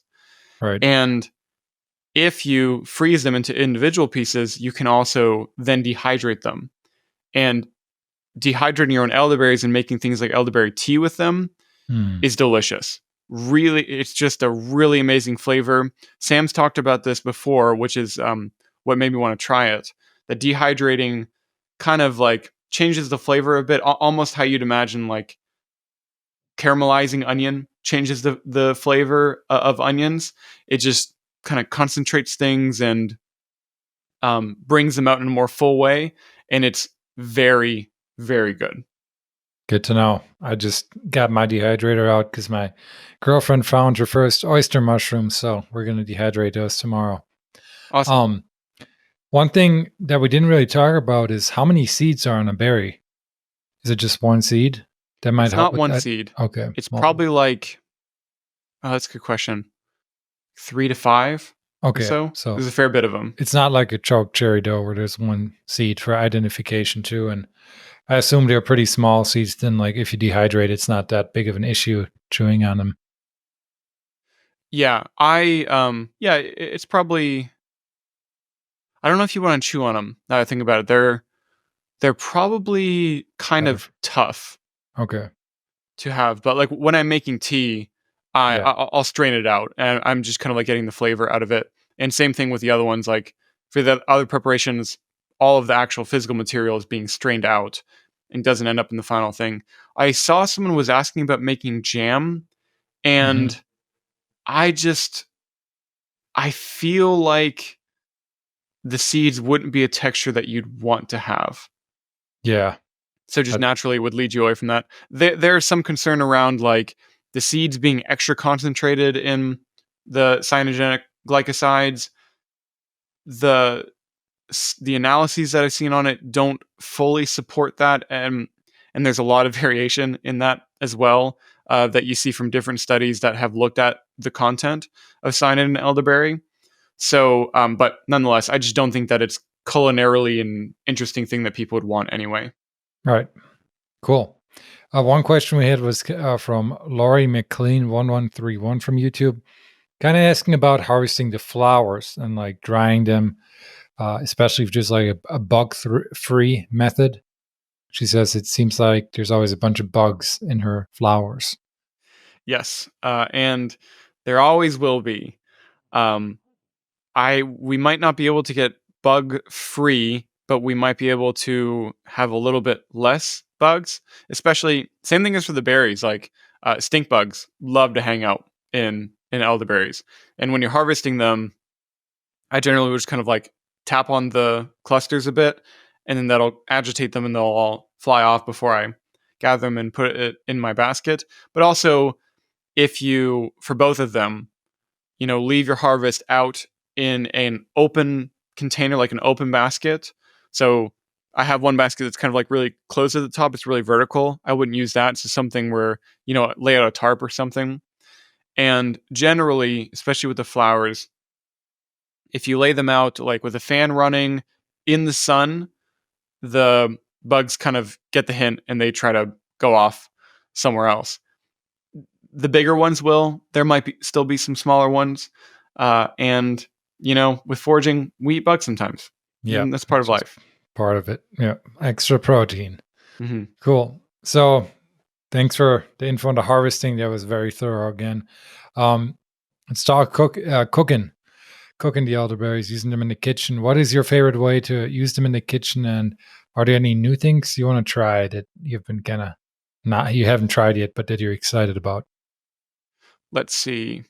So my go-tos are syrup and vinegar and wine. The new one is the tea. The tea is a new one that I really love. So I always have some dehydrated elderberry around. But That's good. The tea is good with the flour too, I read, right? You can use the flour to yes, make tea. Yeah. I believe so. I haven't had it a whole lot, and there's a bit of a medicinal context around the flowers as well as the berries. So that's something people can look into if they're interested in that. But yeah, my favorite is probably the wine from the berries. It's really good. I always Yeah. joke like I am by no means good. I'm not a good home winemaker. I'm quite bad actually, but I can make good elderberry wine. And so if I can make good elderberry wine, anyone can make good elderberry wine. You should do a video around that if you haven't already. I think That'd be I made a fun. short about it last year, just I'll a have to really quick find thing, that. but I haven't got to do an in-depth one on it. And for people who are listening, home like brewing and winemaking is way easier than Yeah. I ever thought it would be. You People who are really into brewing might not like this, but you don't have to like sterilize things as much as people say that you do. I, go through efforts to make sure everything is clean, but I generally don't go too crazy with making sure everything is perfectly sterilized the way that is often like recommended in articles about winemaking. And everything seems to turn out fine nonetheless. Yeah. I mean, I doubt throughout history that, they didn't have Star San sanitizer and, Right. they didn't have a lot of those things. But yeah, it's definitely a good idea to probably be a bit careful. But I would agree from my home brewing experiences, not, it shouldn't be something that frightens you. Hmm. And one of my followers in X, Edmund for Texas, actually said about the wine, he said, the superfood you can get drunk on, or elderberries. So I like Yeah, that a lot. 100%. Yeah, I'm excited to try it. I've done it with a lot of other wild berries, but never the elderberry. So I think this year that'll be on my list. It's a good Um, one. Yeah. yeah, and then also just the juice, right? I was reading that the juice is great, and then you can water bath can the juice, which seems like a really good idea to me. Just to have the juice ready in cans in your pantry. Hmm. That does sound good. And then so traditionally where I'm from in Germany, they like to make like elderberry flour pancakes where they take the cluster and they dip it in batter and then they fry it at one side with the stem still attached, clip off the stems from the cluster, flip it, and then, brown that and eat that like pancake. I know some people in the US do that as well. Have you ever tried that? I haven't done the pancakes before. I have done a little a little bit of like flour frying, and they all just kind of taste like fried stuff, and then there's a flour in there. Yeah. Just a little bit of it's just cool because it's a flower. Yeah. Right. Um, so that's something people can try. And then obviously like jams, pies, a bunch of Yeah. like And hey, you desserts. can fry them and then maybe put on some elderberry syrup and then Yep. like some powdered sugar on top. But that feels like it'd be really delicious. Yeah. And then also in Europe, they make flour out of the flour. They make syrup, and then they add that to a little sparkling water, and you have like a soda. So Oh that's yeah, really and that'd be an easier way than going the full distance and making the elderflower sparkling wine. yeah, yep, right. It's a And little if bit of someone a didn't want shortcut, alcohol as well, then that would be an option too. right? Cool. So I think that covers the cooking and kitchen use pretty well. Obviously, you can get real creative with it. I bet. Um, Now I get two more questions from YouTube. Uh, Joey is vegan from YouTube asked, "Do they naturally stink, or does that mean they're old?" So that's kind of something we didn't talk about that I've read about a lot. That they kind of can have a bit of a off-putting flavor or smell. So yeah, and what I would wonder, there's two things that could be being asked about here. The first one would be an aroma of the berries. And so certainly if the berries are smelling a bit fermented, a bit like alcohol or something like that, they're probably that's what they're doing. They're fermenting out Right, wild, which is what happens. And visually, probably they're going to look like they're a bit old as well. mushy. Yeah, I think your eyes will help you. Your eyes will tell you what to look for with foraging for the berries. Like if they look good and juicy and ripe, they probably are. And if they're green or like only light purple, at least for the Sambucus canadensis, then those will be underripe. And if they're smelling like alcohol, overripe and squishy, those are right, overripe.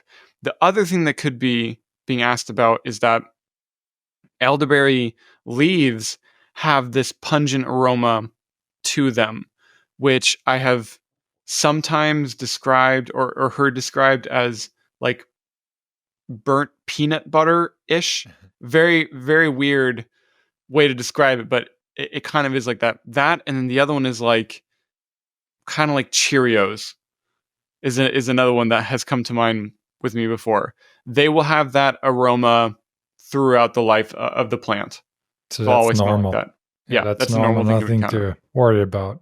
Yeah. There Cool. one thing to note is that and it's an interesting thing, there's another invasive tree called Tree of Heaven, which has kind of similar leaves, but they'll be if I'm not mistaken, they'll be alternating that will be like elderberry, but like turned up a notch, that aroma, to where it's almost like nauseating how pungent that they are with Tree of Heaven. So just because it has that smell doesn't mean that it's elderberry. All right. Cool. And then the last question from YouTube from Proto Earth was what are the best ways to propagate elderberry? Have you ever done that? Can you speak on that a bit? Yes. So, Cool. yeah, and that's another great thing about elderberry. If you are interested in learning how to propagate wild fruit from cuttings, elderberry is your go-to plant. I'm pretty sure that you could take a cutting and throw it, and it would turn into a bush at some point in the future. They're very, very easy to root. So during the dormant season, the winter months, you can kind of snip the. I believe that you would take the ends of the branches, and you want to kind of cut it at a diagonal, and you want to cut it right above where a leaf node is. So where there's buds on there, you want to cut right above that.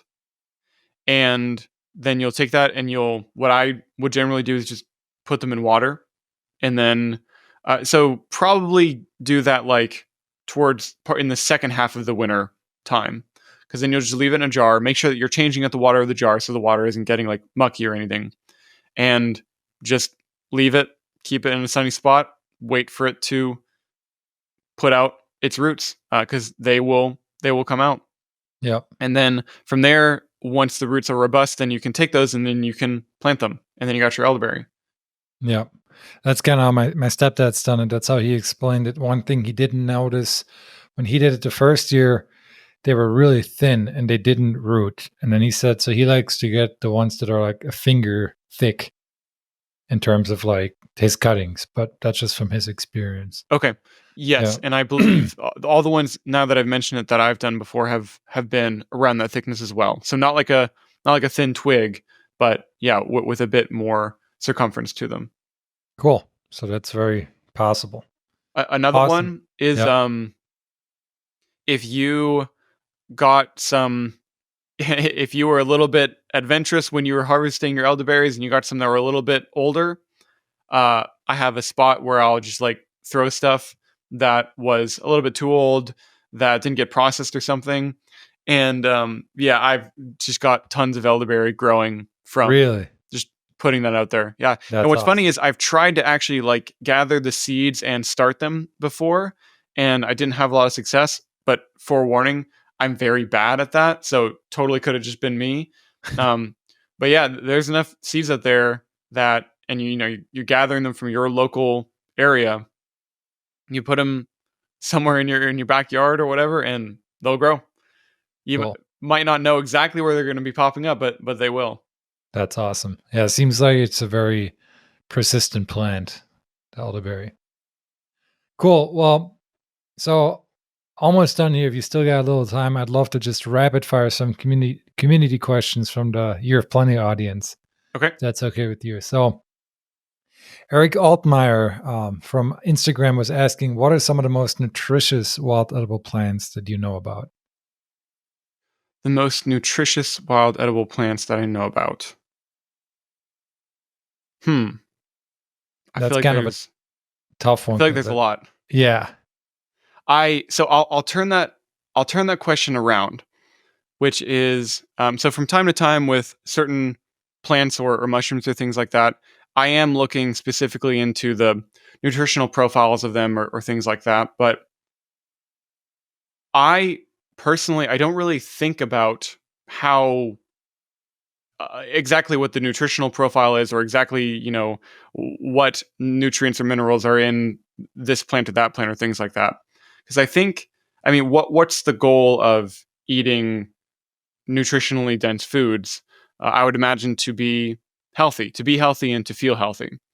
And I just don't think about that a lot, and generally feel that by consuming wild foods, wild species throughout the year, I'm always trying to have wild food in some form or fashion, that I am, continually having those nutrients and bringing them into my body. And there's nothing wrong with being more on top of monitoring that.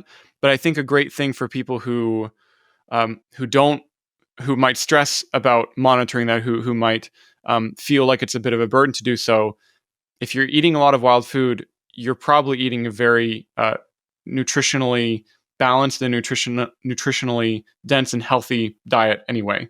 So yeah, that's what I would say.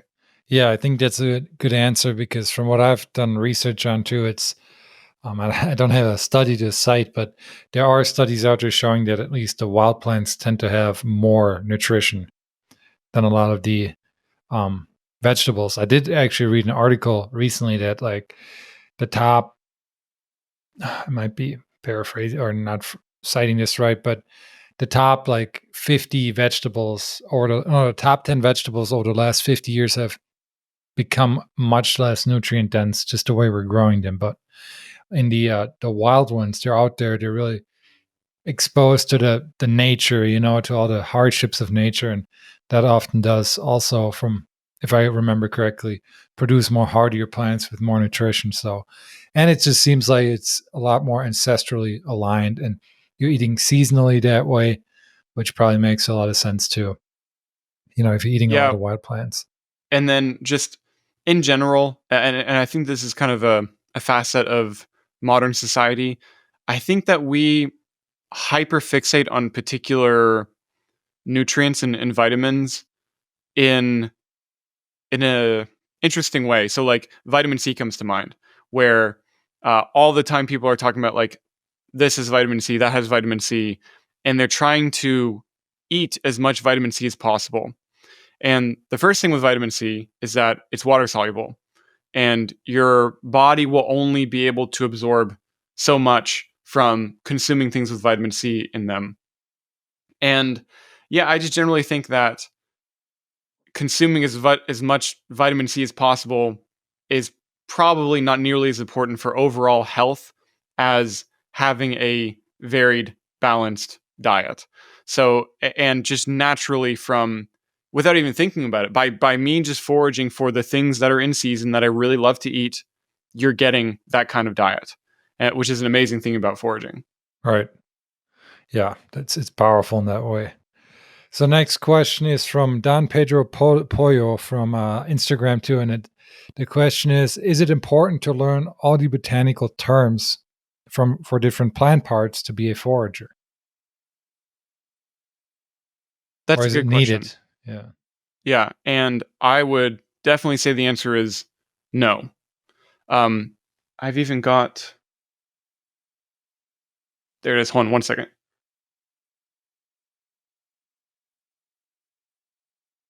You can see here this book, literally an entire book on plant identification terminology. I have to So, get that. I mean, you can really get into the weeds with all this stuff. There are literally thousands of different terms that could encompass what one could learn with plant identification. And one thing I really love doing is because I am a nerd, is I really like studying keys on how to key out different species, and especially on a botanist key, like they will get really, really into the weeds. That for most, like it's just because I'm interested, not because I'm a forager. For most people, practically speaking, they lose their value pretty fast in terms of what you practically need to know to be able to safely identify different wild plants. So the two things that I would say are you should definitely know the fundamentals. And to me, I've written about this more in my How to Start Foraging article. You should know fundamentals of plant identification if you're foraging for plants, and mushroom identification if you're foraging for mushrooms. So to me, for plants, that would be what we talked about: leaf type, leaf arrangement, and then leaf overall leaf shape, and then leaf margin, whether they're serrated, smooth, things like that.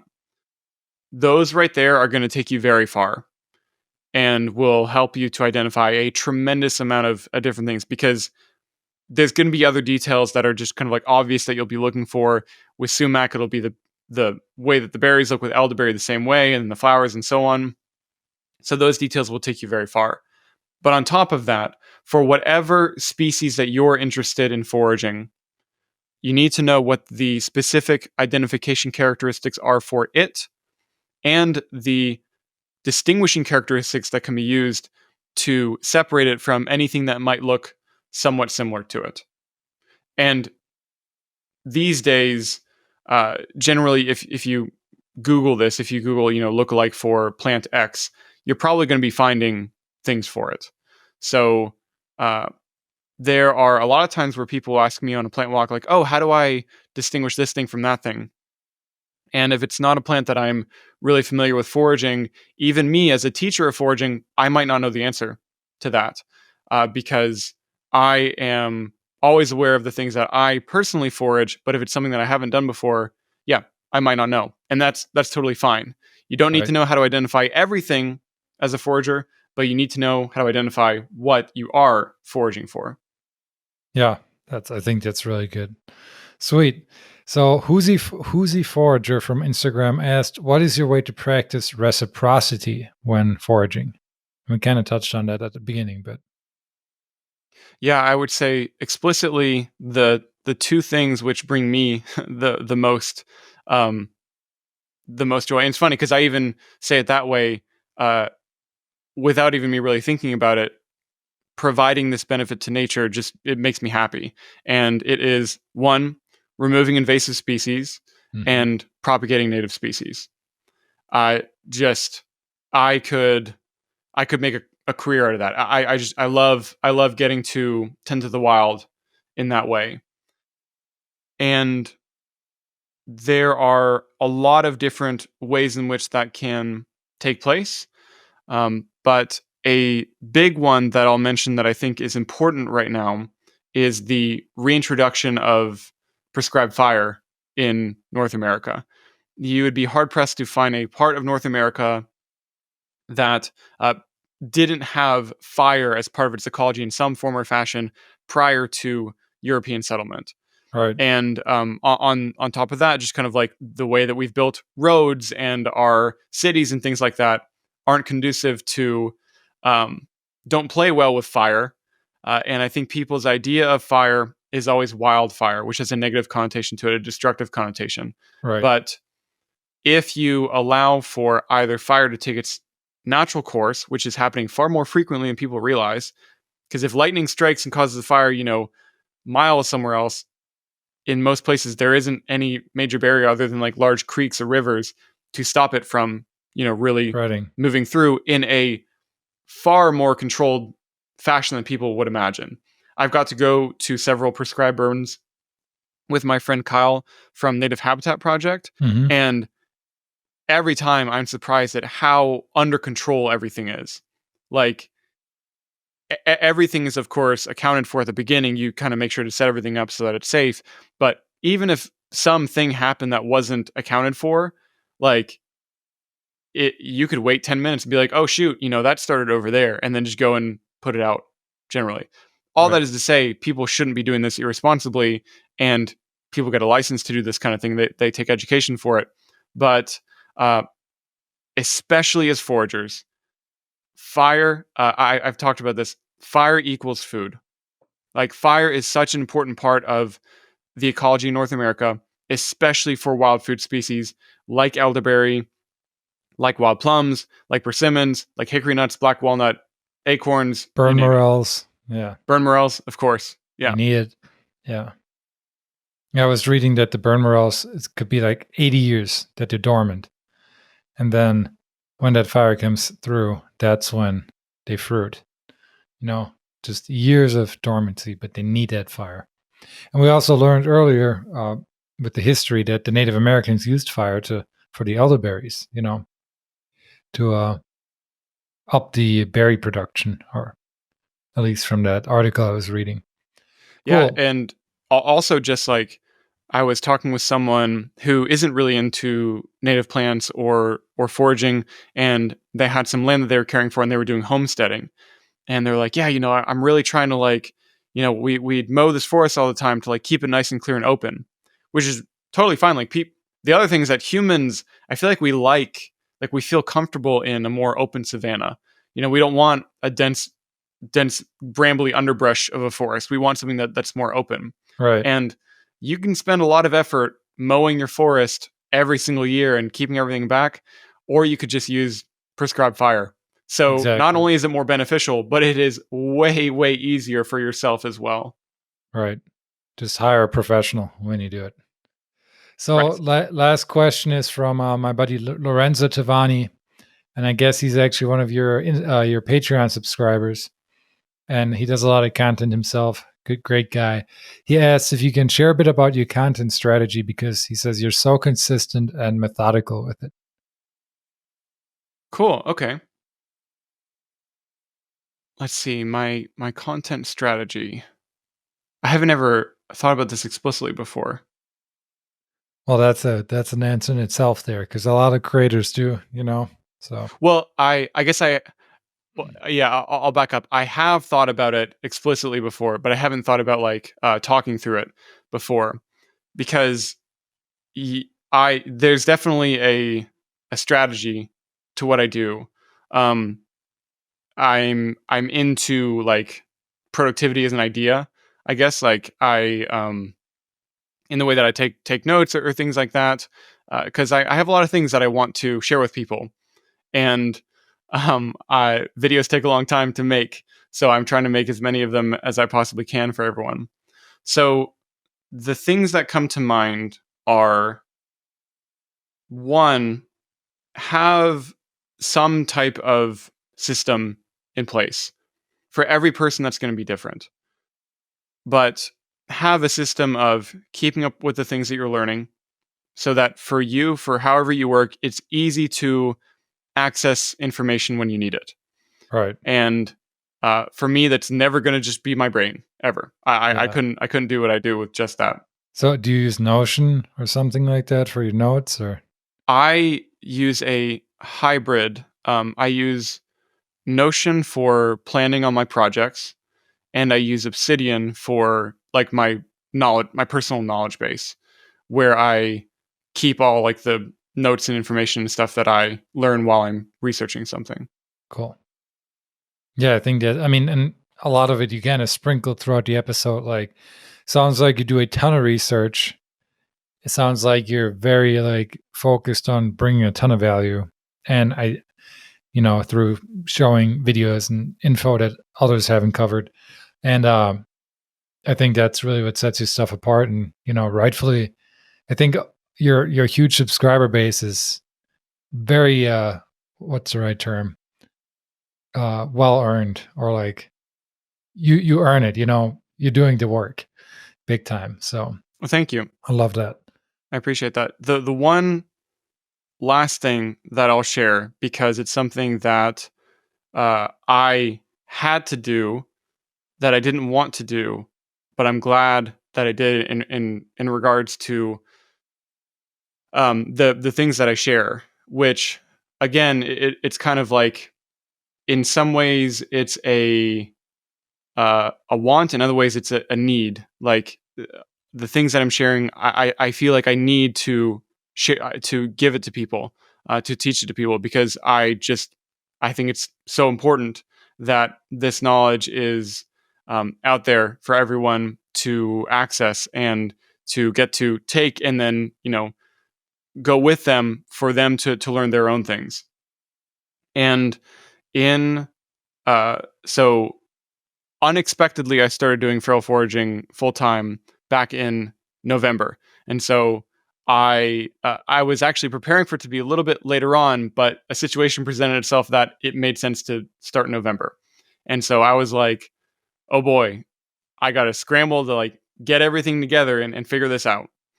And so that was pretty tough. And the thing that I had to do was I deleted all social media from my phone. Really? Yeah. And that Just for a has period, been, or like you just don't it's have it? it's gone. So how are you And how are you posting? Are you using the web, then the desktop? yeah, so a lot of the um you know YouTube and Instagram and Facebook and all that, they give you desktop capability Right. to post things now. But and it's not that I don't ever consume other people's content or things like that. Although I do try not to, in a funny way, just because I don't want to be influenced by other people's style or presentation or things like that. And it just kind of distracts me. And so I just kind of like create this, I don't know, cave, if you will, where I work on my stuff. What the content that I consume is like nothing to do with foraging. It's Just a break from that. yeah, just completely different subjects. Like people might be like, I keep up with Formula One Yeah. and stuff like that. Just completely non foraging things, just to like turn my brain off and stuff like that. Right. Um, but and again, if you do decide to do this, it doesn't mean that you can't uh, look at what other people are creating or things like that. But for me personally, and I've tried to do this before, I if it's on my phone, I am going to habitually go to it, and it will habitually distract me when I'm at a difficult point in a script that I'm working on, or that I'm a difficult point in the research, and instead of powering through it, pick up the phone and will go off on something else for a while. So I think, especially if you're working on a laptop or something like that, but I also have things set up on my laptop to block me from going to anything that will distract me. Um, uh, it's just about the intentionality of it. And what a funny thing was that I found is, by removing social media from my phone, my habit and my desire to reach for it like went away. Wow. I wasn't expecting that at all. I was expecting it to be more of a fight, more difficult. Because, like, if I'm being honest with you, I was addicted, like completely addicted to just that, dopamine rush of new things being shown to you, and it just kind of went away by removing it from my phone. Because That's I awesome. knew if I picked it up, there wasn't.